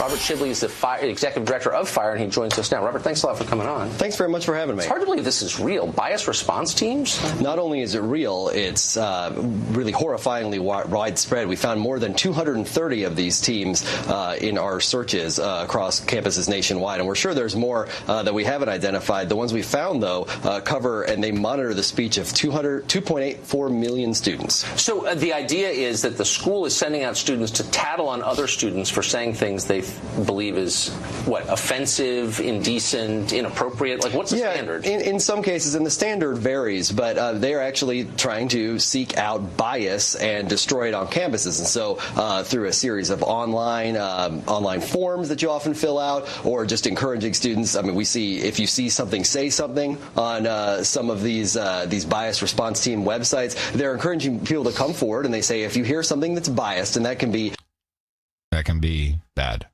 Anything, apparently. I need this T-shirt. On the back, yellow letters like DEA, FBI. It says, bias response team. On the front, I straddle. I don't know if you need the I straddle on that shirt, because then you're mixing messages. I think just bias response team, BRT. And BRT. Yeah, BRT, the BRT. Now, I'm looking, if you could look at the list, the whole list of the stuff you get when you do a search, you get stuff. There's one on here that cracks me up, but every school has them. They're called Bias Incidents Response Team, Bias Response Team, Bias Reporting, Bias this and Bias that. And there's all these schools. It's unbelievable, but here's the one that cracks me up. Mm-hmm. This is from, this says Bias Incidents Response Team, and it's from it's the San Diego Continuing Education. It's like a night school for adults. Who, of course, need a bias response team. I mean, give me a break. And this has been going on. I'm stunned by this. Tucker Carlson put this on. I didn't know. I knew there was shit like this going on. Yeah. Or crap, sorry. Yeah, it's okay. And it was stunned that it's almost universal. It's almost demanded. So you have to. And that's the point. It is demanded by the children to the parents who are footing the bill. Well, when you're paying that much to go to school, if it was free, they could say, we don't care what you think. Right. But no. No, this is the end. Sorry. This is the end. For the climate date? No, my finger slipped. Thick thumb. Slippage. I got other stuff, but we can push it off and we can finish this today. And then yes, that's a good more stuff on Thursday. I, of course, am a proud card-carrying member of the Tourette's Tick Team. I'd like that T-shirt as well, please. Tick reporting. Tourette's Tick Response Team. Yeah. TTRT, everybody. Throw water at him. Turn the hose on him. That'll stop him. Hose him down. All right, everybody, enjoy your Oscars celebration tonight. We'll be talking about that on Thursday, of course. If there's anything good, but probably briefly. Yeah. Just be on the lookout for some Illuminati shit. It's always in there. Oops, sorry. Not as much as in the music shows. No, that's true.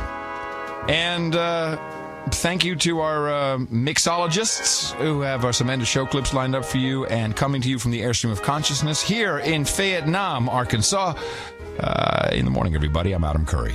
And from northern Silicon Valley, where I'm kind of still waiting to see what happens from that spell all the witches put on Trump last night, but we'll talk about that on Thursday.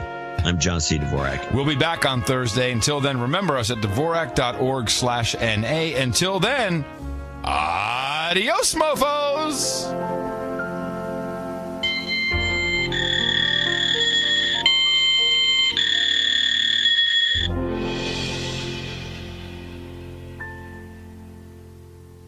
Hey, honey, I'm home. We'll see. We'll see what happens. Pretty funny. Yeah. Yeah, you can get all kinds of crazy symptoms from untreated syphilis, which was always untreated before penicillin. Terrible disease. It was a scourge. Syphilis. Get the llama out. Get the llama out. I believe, by the way, I think the first syphilis came over from explorers, because syphilis is kind of a gross story. Syphilis, I believe, I'm pretty sure it's syphilis, not gonorrhea that I'm talking about, but one of the two. But syphilis came over, it never existed in Europe at all until the 1500s. Syphilis, hey honey, I'm home. Get the llama out. Get the llama out. After explorers came back from South America, where it turns out that llamas have syphilis naturally. Nice. We'll see. We'll see what happens. And you can put two and two together and come up with how that transference took place. But once it happened, it happened. Syphilis. Get the llama out. Get the llama out. Nice. Syphilis.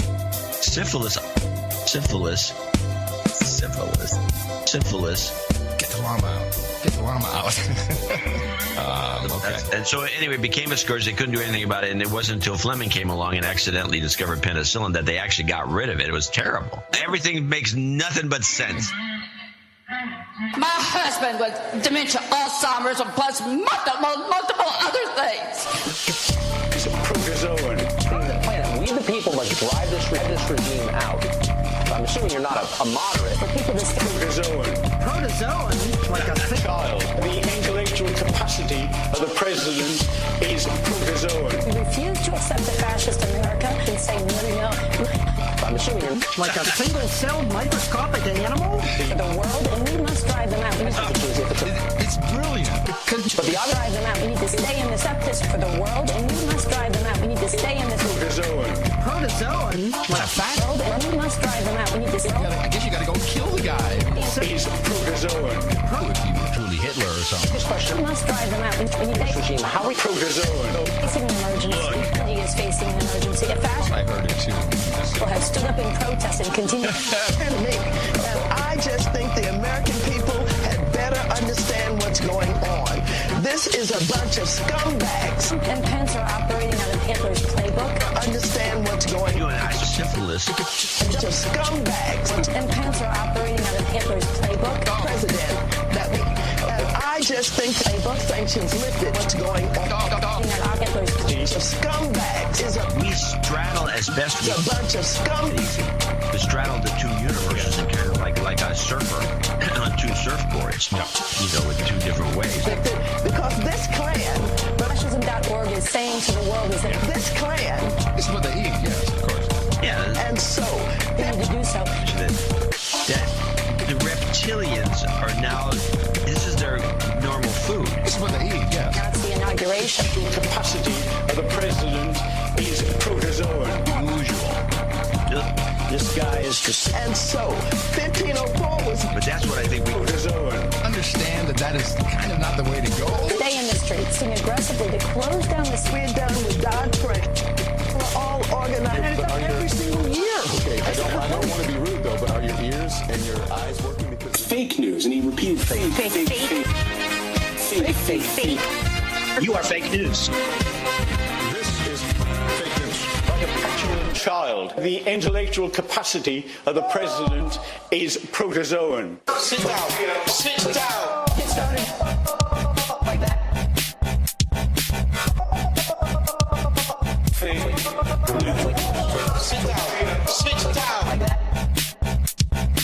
Let's have some fake outrage here. Fake. Sit down. Sit down. Like that. President behaving like a petulant child. Sit down. Sit down. Like that. Let's have some fake outrage here. Fake.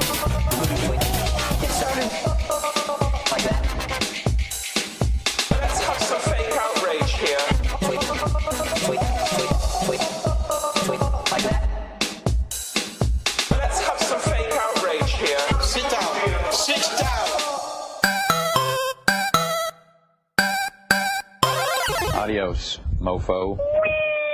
The best podcast in the universe. I'm sick. Dvorak.org/NA